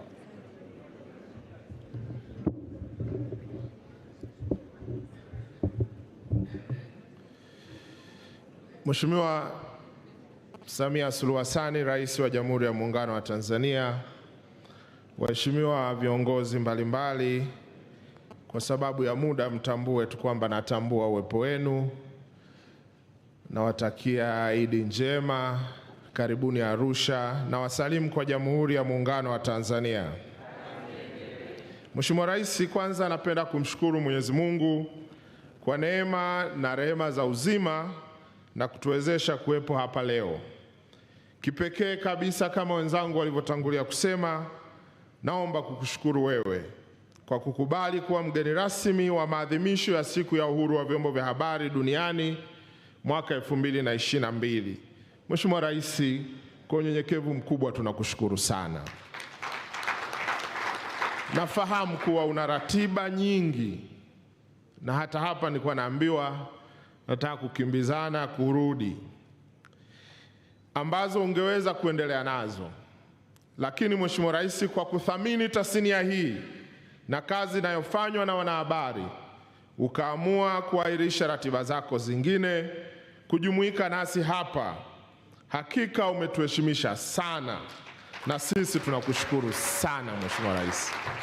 Hatuwezi kupata maneno mazuri ya kusema shukrani zetu, lakini jua tunakushukuru. Mheshimiwa Rais, nitumie fursa hii kuwakaribisha wageni wetu wote kutoka nchi mbalimbali hapa Afrika. Nasema karibuni sana Tanzania, nchi ya amani, ya utulivu, lakini nchi yenye uwepo wa vivutio mbalimbali ambavyo vitawafanya nyakati zote muikumbuke Tanzania. Kama ambavyo hivi karibuni dunia imeshuhudia filamu ya Royal Tour ambayo Mheshimiwa Rais wa Jamhuri ya Muungano wa Tanzania alitumia filamu hiyo kueleza maeneo mbalimbali ya utalii kwetu, ikiwa ni pamoja na fursa za uwekezaji. Naamini wageni wetu mtatumia uwepo wenu hapa kushuhudia uzuri huo ambao umeelezwa kwenye filamu, lakini pia naomba mtumie fursa mbalimbali mlizonazo kuitangaza filamu hii duniani. Mheshimiwa Rais, maadhimisho haya ya siku ya uhuru wa vyombo vya habari duniani ya mwaka 2022 kwa Tanzania hapa tulianza toka tarehe 1 mwezi wa 5 na leo tunafikia kilele chake. Katika kipindi cha siku 2 za mwanzo kulikuwa na maonyesho na mijadala iliyotokana na mada kadhaa zilizowasilishwa na kujadiliwa.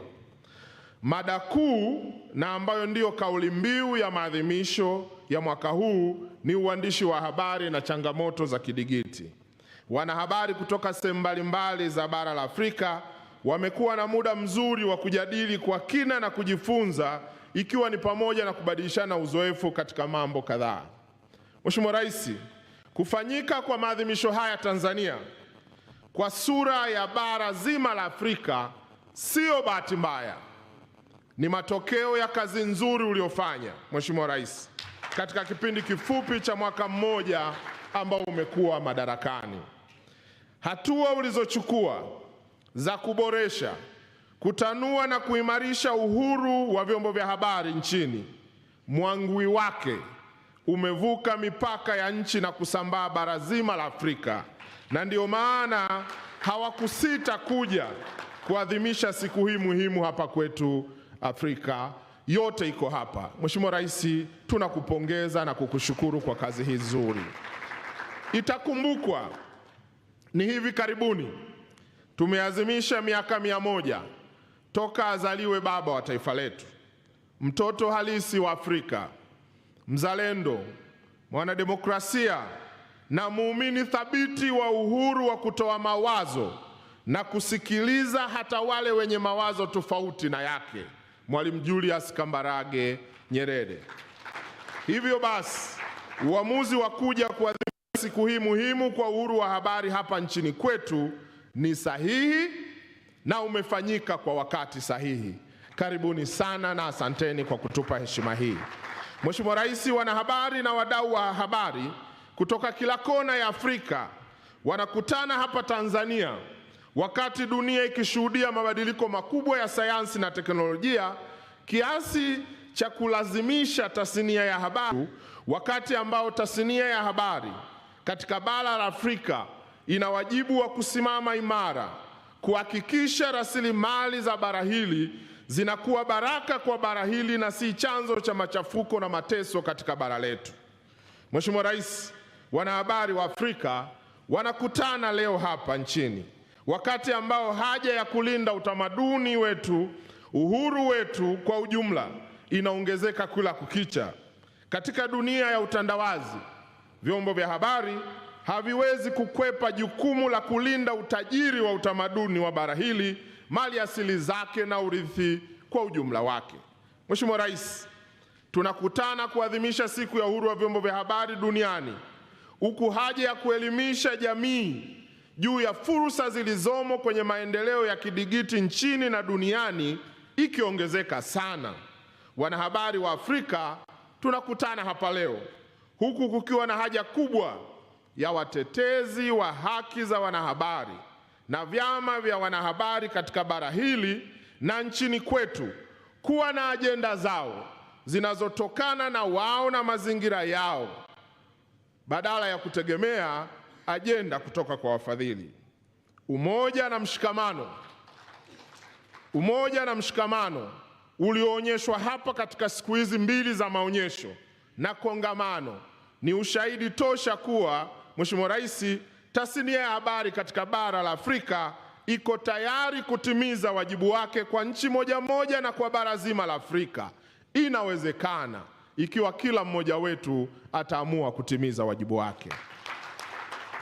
Mheshimiwa Rais, kwa nchi Tanzania inaadhimisha uhuru wa vyombo vya habari duniani ikiwa tumeshuhudia hatua kadhaa za kisera na kiutendaji zilizochukuliwa na serikali ya awamu ya 6 unayoiongoza katika kuimarisha uhuru wa vyombo vya habari nchini na uhuru wa kutoa mawazo.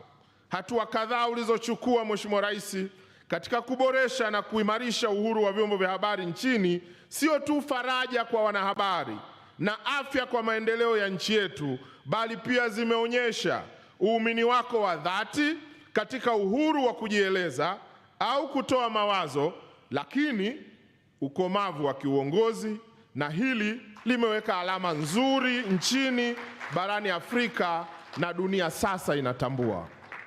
Mheshimiwa Rais, kuzitaja hatua kadhaa za kiutendaji ambazo umezichukua ni pamoja na kuhakikisha kwamba kila mara milango yako iko wazi wanahabari wa ndani na nje ya nchi wanapohitaji kukuona. Bila shaka wenzangu ni mashahidi, kila mara walipotaka kukuona na kufanya mahojiano na wewe ulikuwa uko tayari. Umefanya interview nyingi kupata kutokea katika historia ya nchi yetu kama rais wa nchi yetu. Rais, tunakushukuru sana. Lakini Rais, uliagiza vyombo vyote vya habari ambavyo vilikuwa vimefungiwa huko nyuma vifunguliwe, na hapa vyombo kadhaa vimefunguliwa na mwenyekiti ametaja hapa magazeti kwenye platforms za online, na hatua kadhaa zimechukuliwa. Bila shaka Rais anastahili makofi na kutiwa moyo kwa uamuzi huu.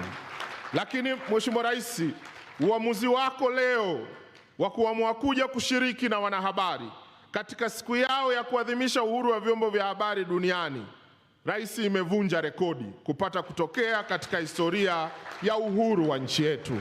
Rais, hongera sana.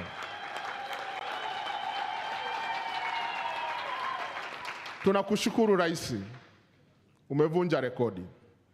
Miaka karibia 50 na kitu ya muungano wetu na uhuru wetu haijapata kutokea.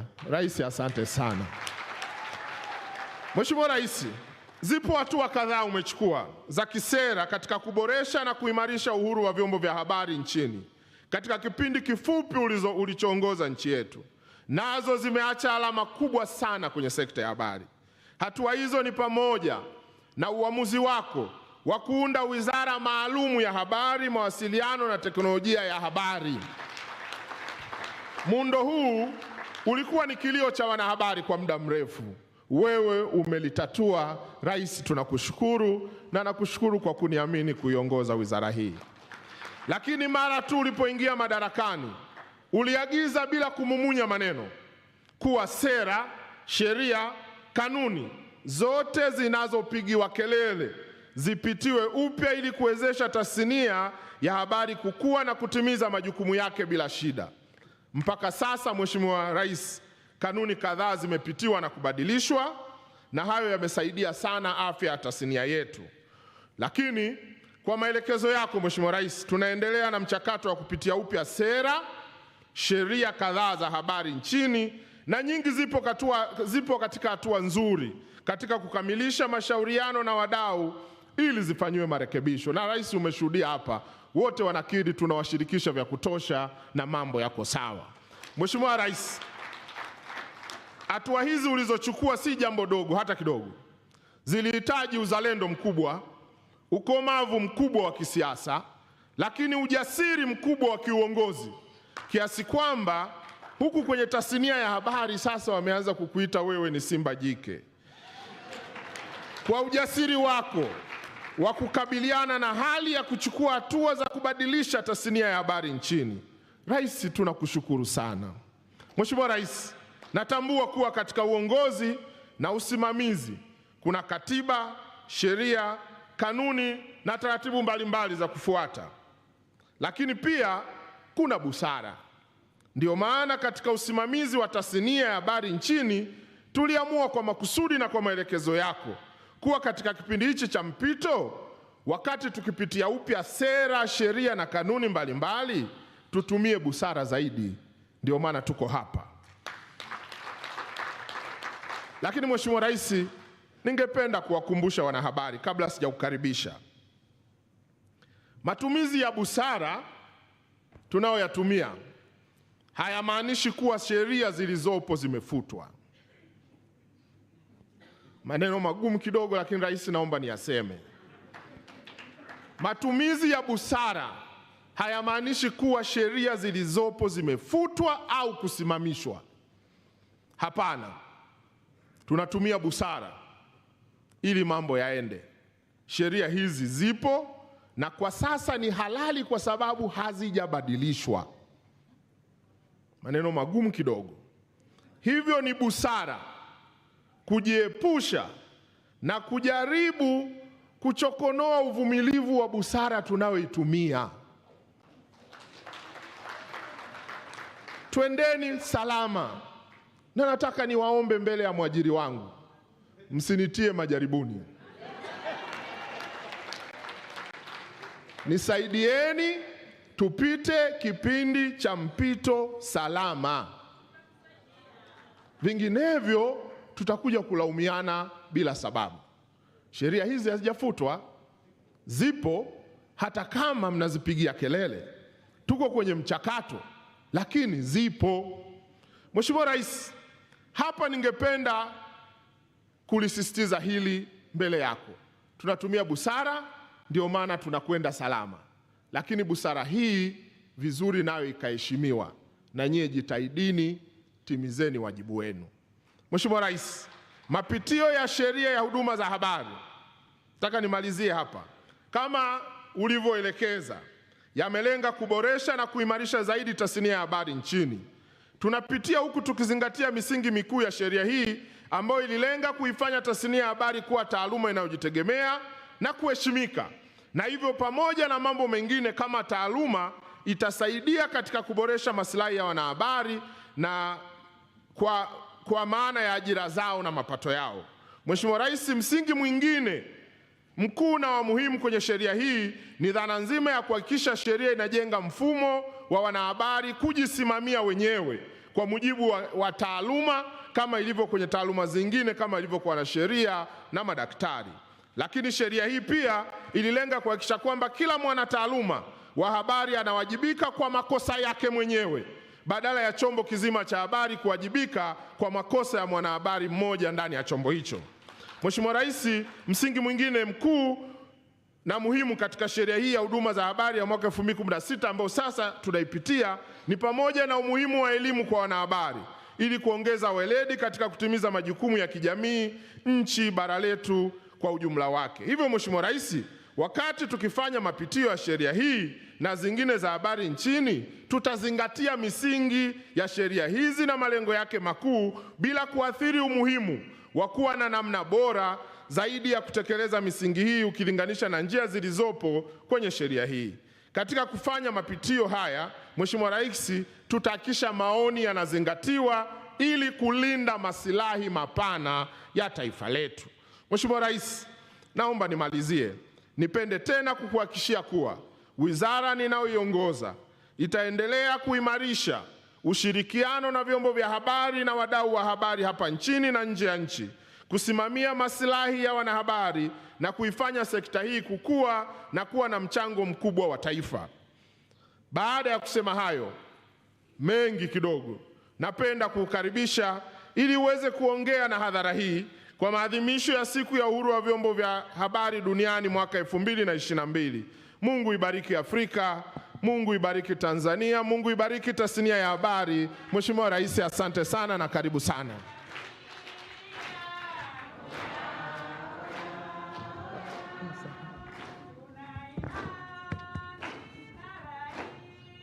Asanteni sana. Karibuni tukae. Tukaeni.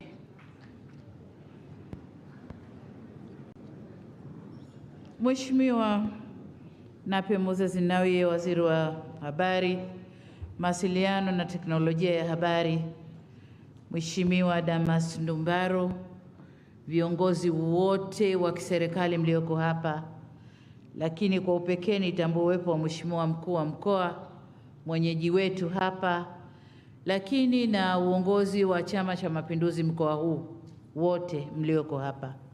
Tambue uwepo wa dada yetu Wine Musabayana, mtendaji mkuu wa Umoja wa Afrika, makatibu wakuu mkiongozwa na katibu mkuu Jimmy Onazi mwenye sekta, vyombo vya ulinzi na usalama. Nitambue uwepo wa mabalozi na wakuu wa mashirika ya kimataifa mliopo nasi hapa, uwepo wa ndugu yangu Balile, mwenyekiti wa jukwaa la wanahabari, lakini pia wanahabari wote katika makundi yenu ndani ya tasnia yenu ya habari. Natambua uwepo wenu, viongozi wetu wa dini mlioko hapa nasi, natambua uwepo wenu, wageni waalikwa, mabibi na mabwana, Eid Mubarak. Jamhuri ya Muungano wa Tanzania. Haya, nakwenda haraka haraka na baraza la Idi saa 10 Dar es Salaam, kwa hiyo lazima nirudi.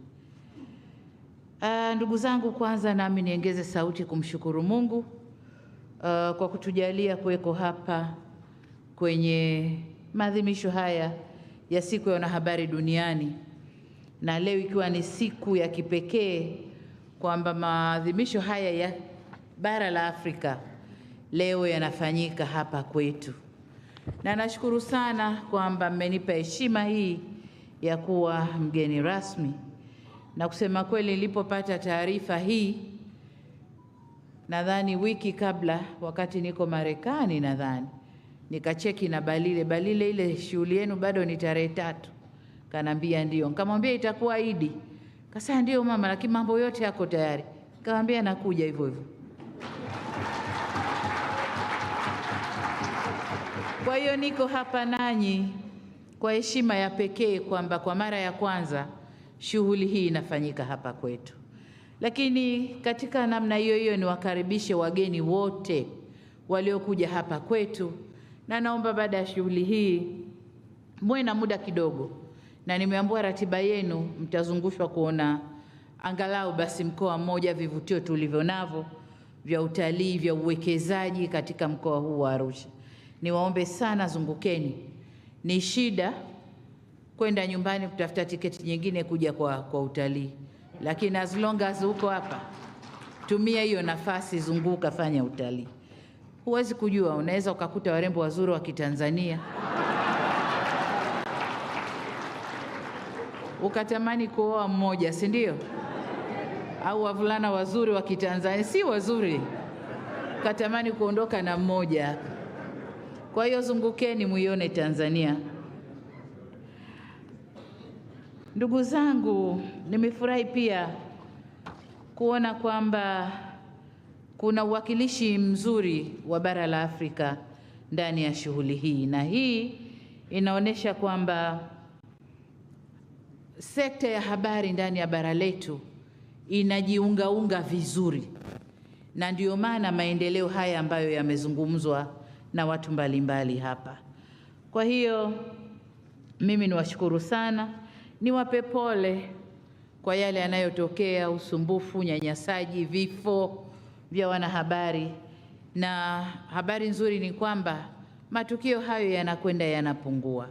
Na kwa hapa kwetu Tanzania, taarifa kama mlivyosikia kwamba tumefungua kwa kiasi. Nilipoambiwa maadhimisho haya yanafanyika Tanzania, nikajiuliza kwa nini, lakini Balila aliniambia niwaambie waje, nikamwambia waambie waje. Lakini nadhani nanyi mlikubali haraka haraka kwa kujua kwamba Tanzania ina sifa zile ambazo zimesemwa, ya kuheshimu uhuru wa vyombo vya habari. Na pengine kwa wale ambao hawakutoka Tanzania walipenda kuja kuona tumefanya nini, kuna nini mpaka tumepiga hatua kiasi hiki.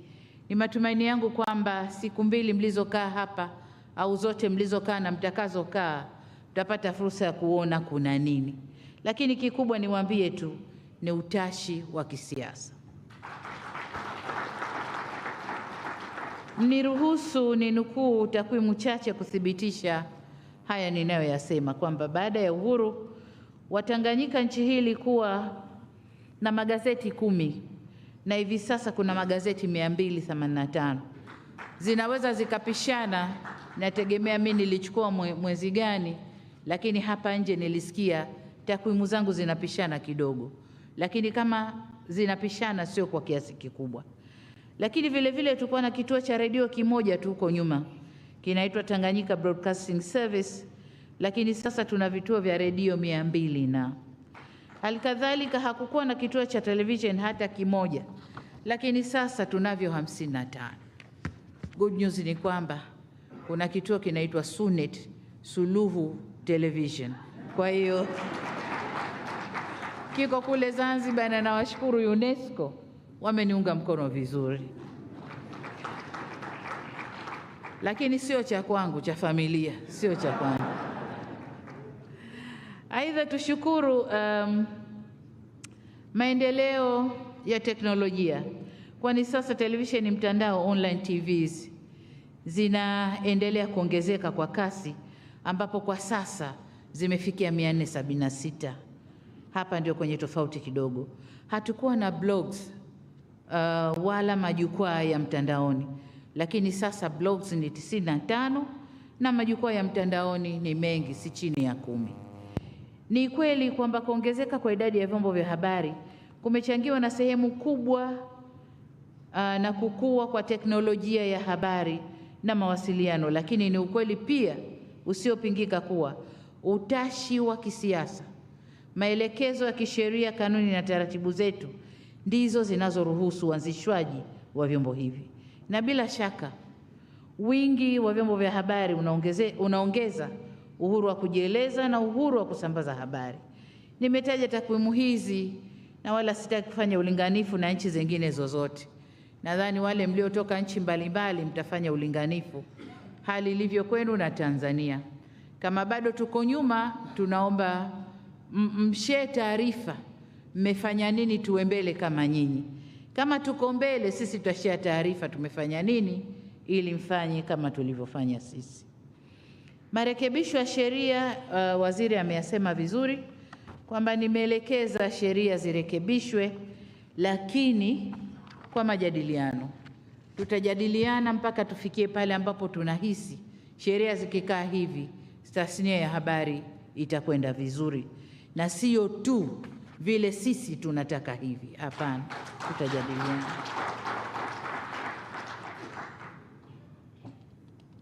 Kwa hiyo nimeagiza mchakato wa marekebisho ya sheria, nadhani waziri anakwenda nao vizuri, na ni matumaini yangu kwamba mkiwa hapa mmezungumza na mmezingatia maeneo haya ya kisheria za habari zitakazoleta manufaa kwa uchumi, lakini pia ustawi wa nchi zetu. Tutafurahi Tanzania kushare au kubadilishana uzoefu na nchi mbalimbali, na tuone namna wenzetu mnavyoendelea kufanya. Tumekusanyika hapa leo kuadhimisha uhuru wa vyombo vya habari. Sasa tukichukua neno uhuru, manake ni uwezo wa kufanya, kuandika, kufanya, kusema, kufikiri kama unavyotaka. Huo ndio uhuru. Lakini uhuru huu una mipaka yake. Una mipaka yake. Lakini pia tunasema uhuru wa vyombo vya nini? Vya habari. Tuangalie habari ni nini? Taarifa zilizopo, matukio yaliyopo, yanayoweza kuelezwa kwa mdomo, machapisho, mifumo ya posta, utangazaji, mawasiliano ya kimitandao, au kutokana na maelezo ya ushahidi ya kuona. Na kabla sijaingia hapa, nimepita kwenye maonyesho mbalimbali. Haya yote nayo yaeleza nimeyakuta hapo nje. Nikasema kumbe Tanzania tumeendelea. Kwa sababu mimi nimeweka kwenye speech, lakini nje nimeyakuta yanafanyika, si kwa kiwango kile wanachofanya wenzetu, lakini hatuko vibaya. Ni kujitahidi tuende vizuri zaidi. Kwa hiyo ndugu zangu wahariri na waandishi wa habari, hatuwezi kukataa kuwa mitandao ya kijamii, social media, imekuwa ni sekta muhimu ya maisha yetu. Hatuwezi kukataa. Tuna mitandao kama Instagram, Twitter, Snapchat, Facebook, Reddit, YouTube, LinkedIn, mingi iko duniani na mingi ya hii iko hapa kwetu. Mitandao hii inatupa fursa ya kutumia uhuru wetu ule ndio wa kueleza, kujieleza jinsi tunavyoweza. Iwe tunaitumia mitandao hii kuunganisha jamii kwa mazuri, kwa maendeleo, kwa mambo yote, kupeana pole panapotokea misiba au majanga. Tunatumia mitandao sana ya kijamii kupeana moyo katika mambo mbalimbali. Tunatumia mitandao ya kijamii kukubaliana au kutokubaliana na mambo yanayopangwa au kutekelezwa na serikali zetu, au hata kumsifia mtu, kumjenga kwenye jamii au kumharibia sifa kwenye jamii. Yote tunatumia nini? Mitandao ya kijamii na njia mbalimbali za habari. Nilisoma article inayoeleza mambo haya, na nikaona kumbe kwamba mifumo ya mitandao ya kijamii au social media yenyewe haiko social kama vile tunavyofikiria. Katika maisha yetu ya kawaida, naweza kukaa kundi hivi ukamsifia mwezio, yule kijana yuko very social. Maana yake nini kwa Kiswahili kwetu hapa? Japo social ni neno la Kiingereza, kwamba anakubaliana na watu, anaingiana na watu, ana furaha na watu, si mgomvi, ana heshima, ana yote hayo, si ndio? Lakini mitandao yetu ya kijamii iko hivyo? Iko hivyo? Baadhi ya vyombo vyetu vya habari viko hivyo? Aya.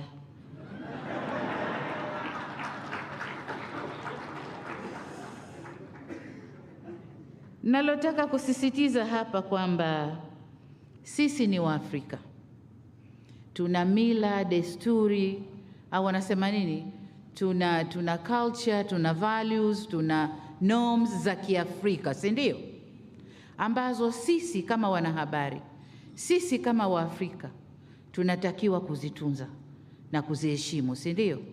Mengine yanayotokea kwenye mitandao yetu ya kijamii, kwenye vyombo vyetu vya habari, hayaangalii haya.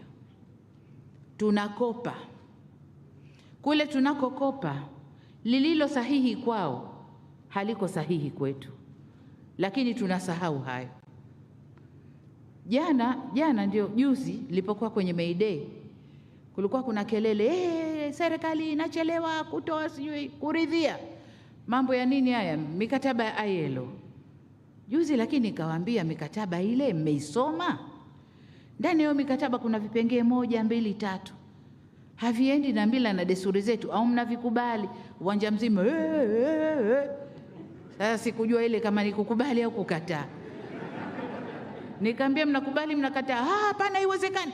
Kaambia ndio mikataba inavyosema. Sasa tuingie tu kichwa. Kwa hiyo nalisema hili kwenu waandishi wa habari kwamba pamoja na yote na kazi zetu na kila kitu chetu, tuna mila, silka, desturi zetu za Kiafrika, lazima tuzitazame, na nyinyi waandishi wa habari ndio wakutusaidia kuzilinda. Mimi kama rais nitasimama hapa niseme tulinde ile silka, desturi. Sina wakati mwingine wa kwenda kuzisema na kuzichambua kwa undani. Ni nyinyi wa kwenda kuziandika na mkazichukulia, mkaona zinavyoharibika, mmonyoko anaita, zinavyomonyoka, halafu na jinsi ya kuzilinda ni nyinyi. Sasa mkikopa wholesale mkaleta huku, hatuendi vyema, tunaharibikiwa. Na ndio maana kunatokea migongano. Mwandishi wa habari kaandika hiki, mila desturi zetu ziko hivi, jamii huku ina riot, migongano, kamkamateni aloandika. Kama watu waswekwa ndani. Sasa huko ukifanya ubabe nao unakutana na wanaume wenzio. Kwa hiyo ndugu zangu waandishi wa habari wa Afrika, uhuru wa habari hauchagui mipaka, kwamba tunaona nchi zilizoendelea zinaandika habari za nchi zisizoendelea. Nchi tajiri zinaandika habari za nchi maskini. Nchi maskini nazo zinaandika habari za nchi kubwa. Lakini uandishi wetu unakuwa tofauti. Wale wakubwa wanaandika za kwetu kwa kina, lakini na vijichumvi kidogo. Lakini habari zile wanapewa na nani? Na nyinyi, ambao wengine mnajiita maagent, mawakala wa vyombo vile. Mnazitoa wenyewe. Yaani sasa na kusema mimi Mtanzania, lakini ngoja nijivue hii nguo ya juu nibakie na t-shirt nikwambie nilivyo ndani. Lakini yule kule hajivui yeye akakupa wewe. Atakupa kile unachopaswa kukisikia. Mengine ambayo hupaswi kusikia hakupi. Lakini sisi tunajivua wazima tunapeleka. Sasa sijui kwa ajili ya nani, sijui kama ni pesa, sijui, au sifa, sijui. Maana wakati mwingine mnapewa trophy, mwandishi wa habari bora mzuri na nini, lakini ukienda ndani kaandika nini ni hayo. Kwa hiyo nayasema tu mawazo yangu, nataka waandishi wa habari nanyi myachukue mkae. Nyinyi mmenipa ya kwenu, na mimi nawapa ya kwangu.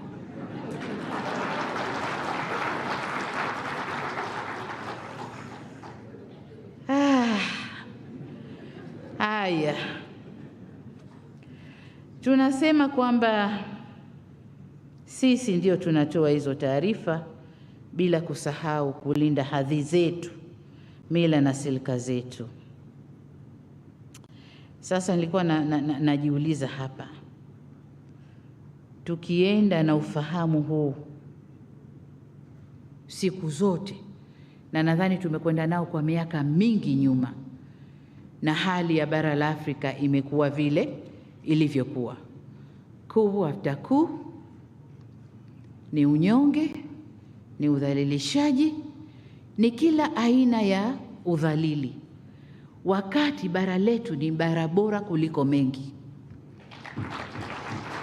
Tuna utajiri wa kila aina, kuanzia wa maumbile, wa resources, Ni kweli. Chukua mfano wa Tanzania. Tanzania tunakosa nini? Tanzania ni wazuri kwa kila hali. Kwa kila hali. Kuanzia nchi yetu, Mungu kaiumba vizuri.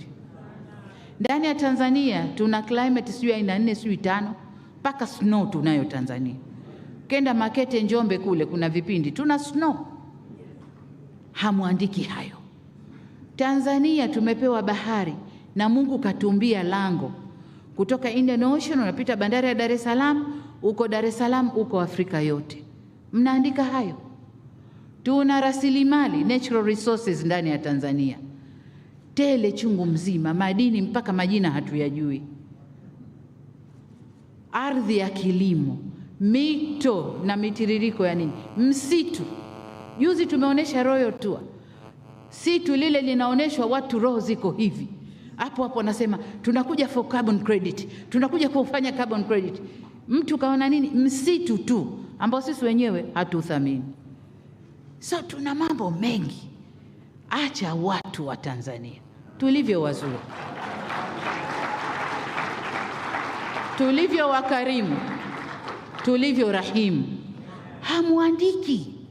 Mnaenda kujivua nguo na kuambia wengine huku hakuna demokrasi, huku kuna udikteta, huku huyu mama huyu sijui kafanyaje.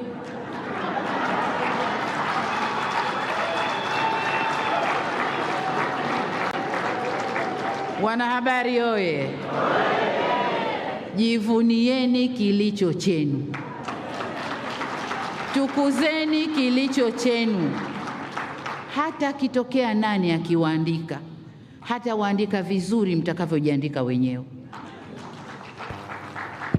Jengine, mnalindwa na sheria za kimataifa, sheria za nchi yenu.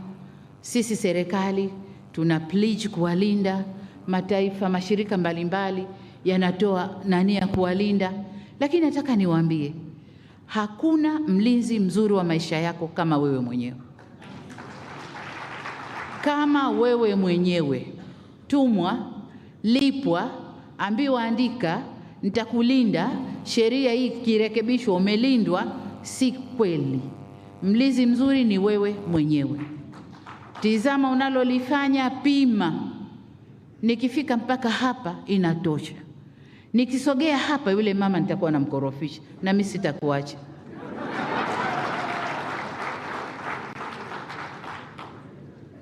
Wanasema hivi,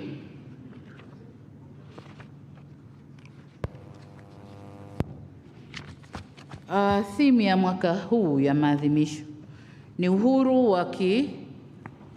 wa vyombo vya habari lakini na digitali, si ndio? Changamoto za kidigitali. Haya. Nataka niungane na hiyo kauli mbiu kwa sababu imekuja wakati mwafaka. Na ukiangalia uhuru wa vyombo vya habari na changamoto za kidigitali, journalism under digital siege. Ni kweli leo hii mitandao ya kijamii ndio yale matumizi niliyoyaongea. Watoto wa Kitanzania wanajipiga picha za utupu wanaweka huko. Ajali inatokea fresh kunapigwa picha zinawekwa huko. Sijui majambo magani mabaya zinapigwa picha zinawekwa huko. Hivi unamwekea nani? Unamwambia nani atizame? Hivi ukute dada yako ndo yuko huko kakaa hivyo alivyokaa, anajianika huko, wewe utajisikiaje? Haya, kwa hiyo waandishi wa habari, hizo changamoto ni nyinyi wa kuzishughulikia. Sisi serikali tutaunda sheria, atakayejifanya hivi kwenye mtandao atafanywa hivi, atakayejifanya hivi atafanywa hivi. Lakini wakwenda kuelimisha hizo sheria na kwenda kuonesha ubaya wa hizo changamoto za kidijitali ni nyinyi.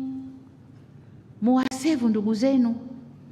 Wengine wanafanya kwa ujinga tu, hawajui, anaona kufanya vile ndio sifa. Pengine kama ukifanya utakuwa unalipwa vijisenti kila mwezi, lakini anayejianika pale ni Mtanzania. Sisi wa Tanzania tunajisikiaje?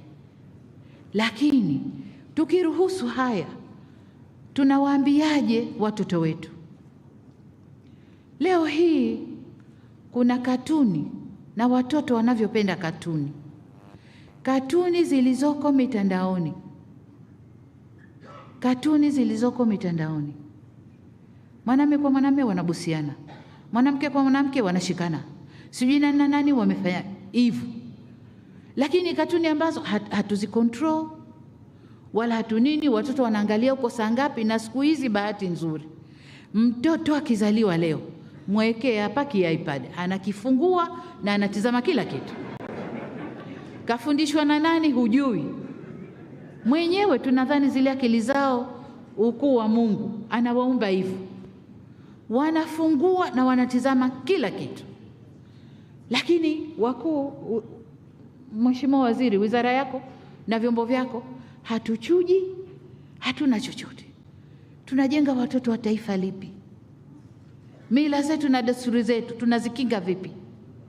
Hivi mila zetu zinaruhusu watoto wetu waone hayo? Hatufikiri mpaka rais aseme nendeni kafanyeni kazi yenu. Huo mfano mmoja, lakini kuna mengi. Kuna mengi. Ndugu zangu, nisemee moja kwamba kulikuwa na effort ya kuunda umoja wa wanahabari wa Afrika, lakini nadhani sijui tuliiga kidogo, ilikuwa inaitwa VOA. Na ukisema VOA duniani inajulikana ni ipi. Sasa kwa jina lolote mtakalojipa jengine, nadhani kuna haja ya kuanza huo mchakato. Mkawa na umoja ambao haya nayo yasema mtayazungumza huko, na muangalie jinsi ya kujipanga vizuri, jinsi ya kuprotect bara lenu, jinsi ya kulisifia bara lenu, jinsi ya kulisemea bara lenu, jinsi ya kulitetea bara lenu. Bara letu limekuwa ni bara la maovu tu. Umasikini wote uko Afrika, wote, wa akili, wa mali, wa kila kitu uko Afrika. Lakini ukiangalia kwa undani si kweli. Nilikuwa nabishana na wakuu wa uchumi wa nchi hii, mambo ya kusema sijui uko wewe, nikamwambia nchi yangu haiishi kwa $1 kwa siku, haiishi. Wakaniambia hao, nikaambia haya, nakupa mfano wa makabila ambayo sisi tunasema ndio yako chini huko. Nikaambia chukua wale watu wanaokula matunda kwetu. Huyu hana ng'ombe, hana nini, anakula matunda tu, na nguo zake ngozi kajibandika hivyo. Tuseme huyo ndio wa chini. Lakini huyu ili aishi anakula matunda si chini ya 10, 8 asubuhi. Mchana anahitaji mengine, lakini jioni kabla kulala anahitaji mengine. Nikamwambia hali matunda peke yake, matunda na asali, lakini hivi vitu ni organic. Nikamwambia sasa twende kwenye supermarket Ulaya tukaangalie bei ya matunda organic, bei ya asali organic ni kiasi gani. Huyu mtu ananiambia anaishi kwa $1 kwa siku. Sio kweli. Tunamuona maskini kwa sababu haendani na mtindo wa maisha ya mjini. Havai suti, havai nini, nyumba yake ndio hiyo, tunamuona maskini hivyo. Lakini haishi kwa $1 kwa siku. Nikaambia chukua Masai. Ukienda na kijumba chake kile mviringo ndani kiza, huoni kitu, hamna kochi, hamna nini, baada vibao vya aina yao. Lakini huyu mtu ana kundi la ng'ombe 500, 600, 1000. Huyu anaishi kwa $1 kwa siku. Si kweli? Waandishi wa habari, haya ndio ya kuyaandika.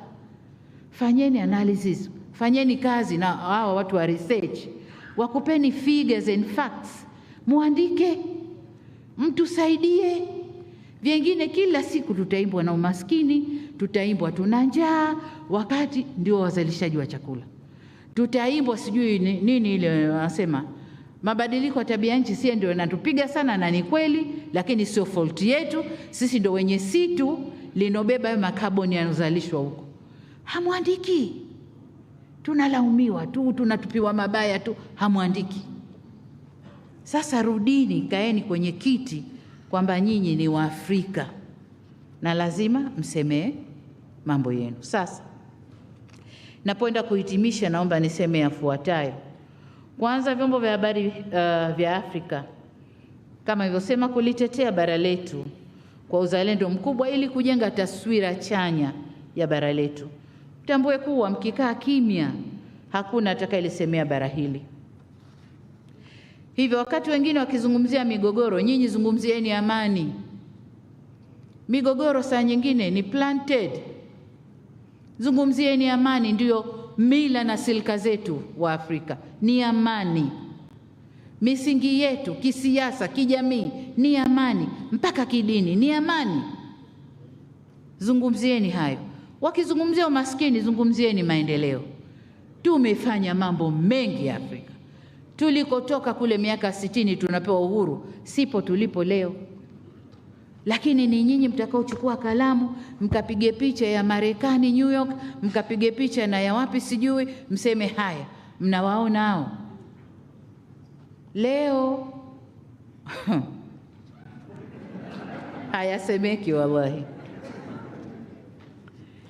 Nimeona kwenye mitandao ya kijamii rais wenu kaenda kaonana na makamu wa rais wa Marekani. Baada ya wiki anaambiwa yule bibi yuko positive na COVID. Mimi mzima. Mtanzania kaweka kikatuni kati ya mshare unatoka kwangu unaenda kwa Kamala, kwamba mimi ndo nimempa COVID. Lakini alipimwa baada mimi kuondoka, yuko negative. Kaenda ziara, kurudi yuko positive. Ulizeni, mnajiandikia tu. Mie nda ngozi ngumu, andikeni.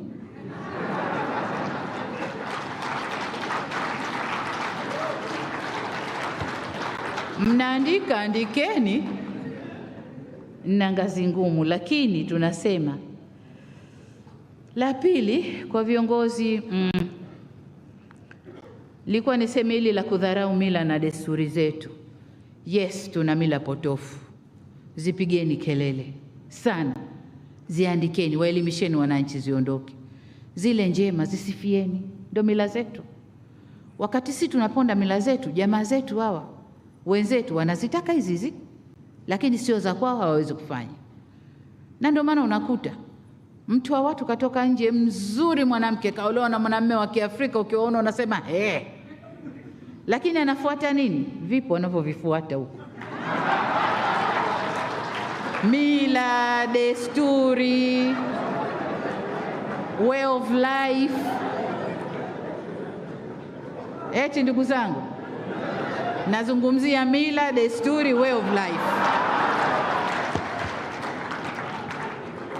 Kwani uongo? Nyie mnajidharau. Nyie mnajidharau.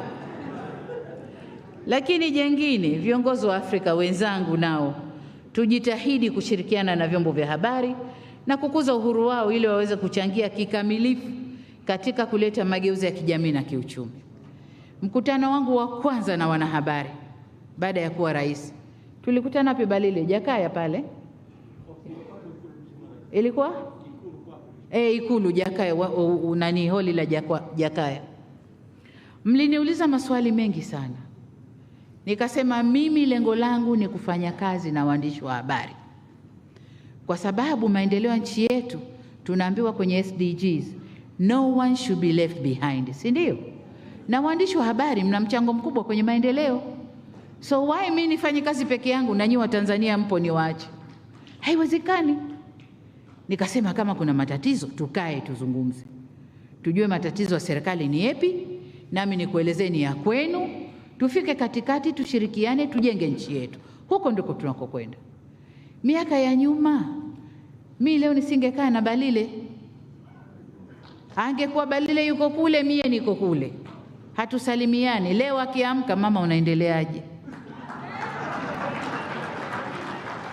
Kibanda, yupo Kibanda hapa? Yuko hapa? Kibanda. Miaka ya nyuma serikali na Kibanda tulikuwaje? Lakini leo akikaukiwa mfuko anaweza kuandika message, mama ni hoi, hata 100 nirushie.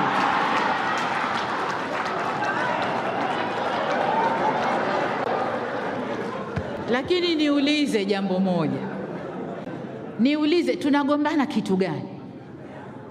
Fikira na mwelekeo, wote ni Watanzania, wote tunajenga nyumba hiyo hiyo Tanzania.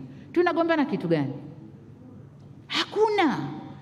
Kuna tofauti, tukae tuzungumze, tuendeleze nchi yetu. Hakuna kugombana hapa.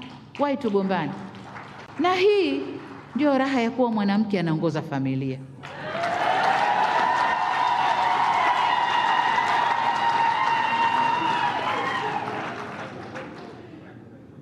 Aya, waziri alizungumza hapa, tunatumia busara, sheria ziko pale pale. Nataka niungane naye niseme busara ninayoitumia ni ule msemo wa Kizungu, scratch my back, I scratch yours, si ndio?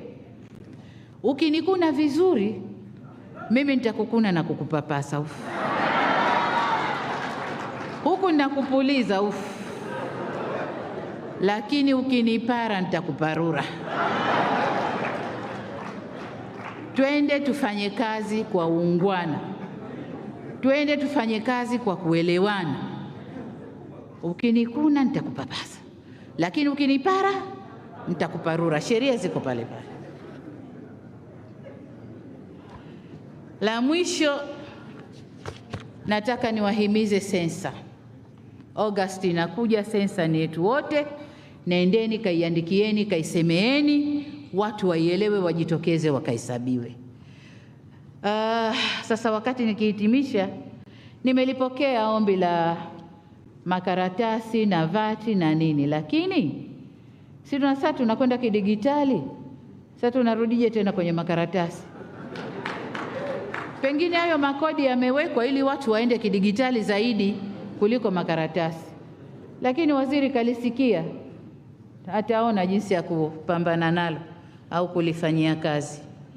Nihitimishe kwa kuwashukuru sana sana sana UNESCO kwa kuendelea kuwa mfadhili kiongozi katika maadhimisho ya siku hii ya uhuru wa vyombo vya habari duniani, pamoja na wafadhili wote waliowekwa hapa. Lakini UNESCO kama walivyosema, wameanza toka miaka ya 90. Kwa hiyo bado wanaendelea kuwa wafadhili wakubwa. Lakini pia UNESCO wamekuwa mdau muhimu katika kufundisha waandishi wa habari.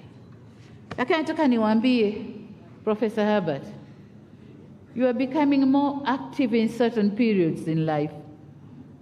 In 5 years, there is a period you become more active na waandishi wa habari than kuwa sustainable training. You train more in certain periods. When we meet, 2 of us, I'll tell you. Nadhani waandishi wa habari mmenielewa. Mnakuwa karibu zaidi na UNESCO wakati wa uchaguzi tu. Nyakati nyingine zote hamwe karibu na UNESCO. Sasa it's upon you kuwadai wawe na training endelevu. Pesa wanazo. Kwa nini mnakubali mfundisho wakati huo tu? Nyakati nyingine zote waambieni wawafundishe muda baada ya muda, pesa wanazo. Jikaeni kama Waafrika, kaeni pamoja mfanye hiyo. Nimefurahi pia kusikia Google nao wako hapa. Nao ni miongoni mwa wafadhili wa maonesho haya na ametoa mafunzo katika eneo la akili bandia. Ndugu zangu, mkizubaa tunaenda kukatwa huko. Kama akili zetu hatuzitumii vizuri, mwanadamu kwa kwingine anafanya akili nzuri zaidi ya hizo. Ukiambia tu 1 na 1 ngapi, anakuambia 2. Nenda jikoni kalete kikombe, anakuja nacho. Hiyo ndio akili bandia. Sasa hiyo maana yake nini? Inakata uwezo wetu wanadamu. Kwa hiyo tukae vizuri. Ndugu zangu, nimewaambia baraza la Idi linanisubiri. Nataka niwashukuru sana sana sana. Lakini niwashukuru zaidi wale walioamua kuleta mkutano huu hapa kwetu Tanzania. Kwa waandishi wa habari wa Tanzania, Balile, nadhani tutafute wakati mwingine tukae kama waandishi wa habari wa Tanzania na serikali yenu, tuzungumze kwa mapana zaidi na tuelewane kwa ukaribu zaidi, si ndio? Na nimefurahi kuona waandishi wa habari wakongwe sana wako hapa. Kakangu Salim yuko hapa. Hebu simama kuone. Simama kuone. Haya. Huyu sisi tuko shule, yeye mwandishi. Tumeingia kwenye serikali tukaambia njoo fanye na sisi, anasema nitapakuwa siwezi kuwatukana nikija huko. Na mimi nataka niwatukane. Lakini siku hizi kapoa kweli kakangu, hongera sana. Njoo tufanye kazi pamoja sasa. Sasa baada ya kusema hayo, niwatakie wote Eid Mubarak na kila laheri katika utekelezaji wa majukumu yenu. Kama nilivyosema, na sheria zinawalinda, lakini jilindeni wenyewe, na ni matumaini yangu kwamba mtafurahia safari mtakazofanya kesho kwenda kwenye vivutio mbalimbali vya utalii. Wale waliotoka nje ya Tanzania, karibuni sana. This is Tanzania, this is how we live, and this is how we talk to one another. Kwa hiyo, if you don't have that habit in your country, please introduce it. Nothing wrong about it. You will see much progress in your development journey. Asanteni sana, asante sana kwa kunisikiliza. Nawatakia kila la heri. Makofi mengi sana. Mheshimiwa Rais, naomba tupige picha na wewe. Tafadhali, kuna makundi matano muhimu sana tuweze kukumbuka siku hii ya kihistoria. Na unaangalia muda wako, basi naomba nikaribishe. Let's take our seats. We're going to take a snapshot. If a picture has ever been taken fast, this is it. Representatives, Your Excellencies, Ambassadors, High Commissioners, and representatives of international organizations, please step up onto the podium.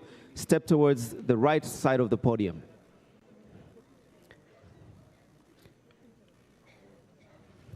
All our foreign dignitaries.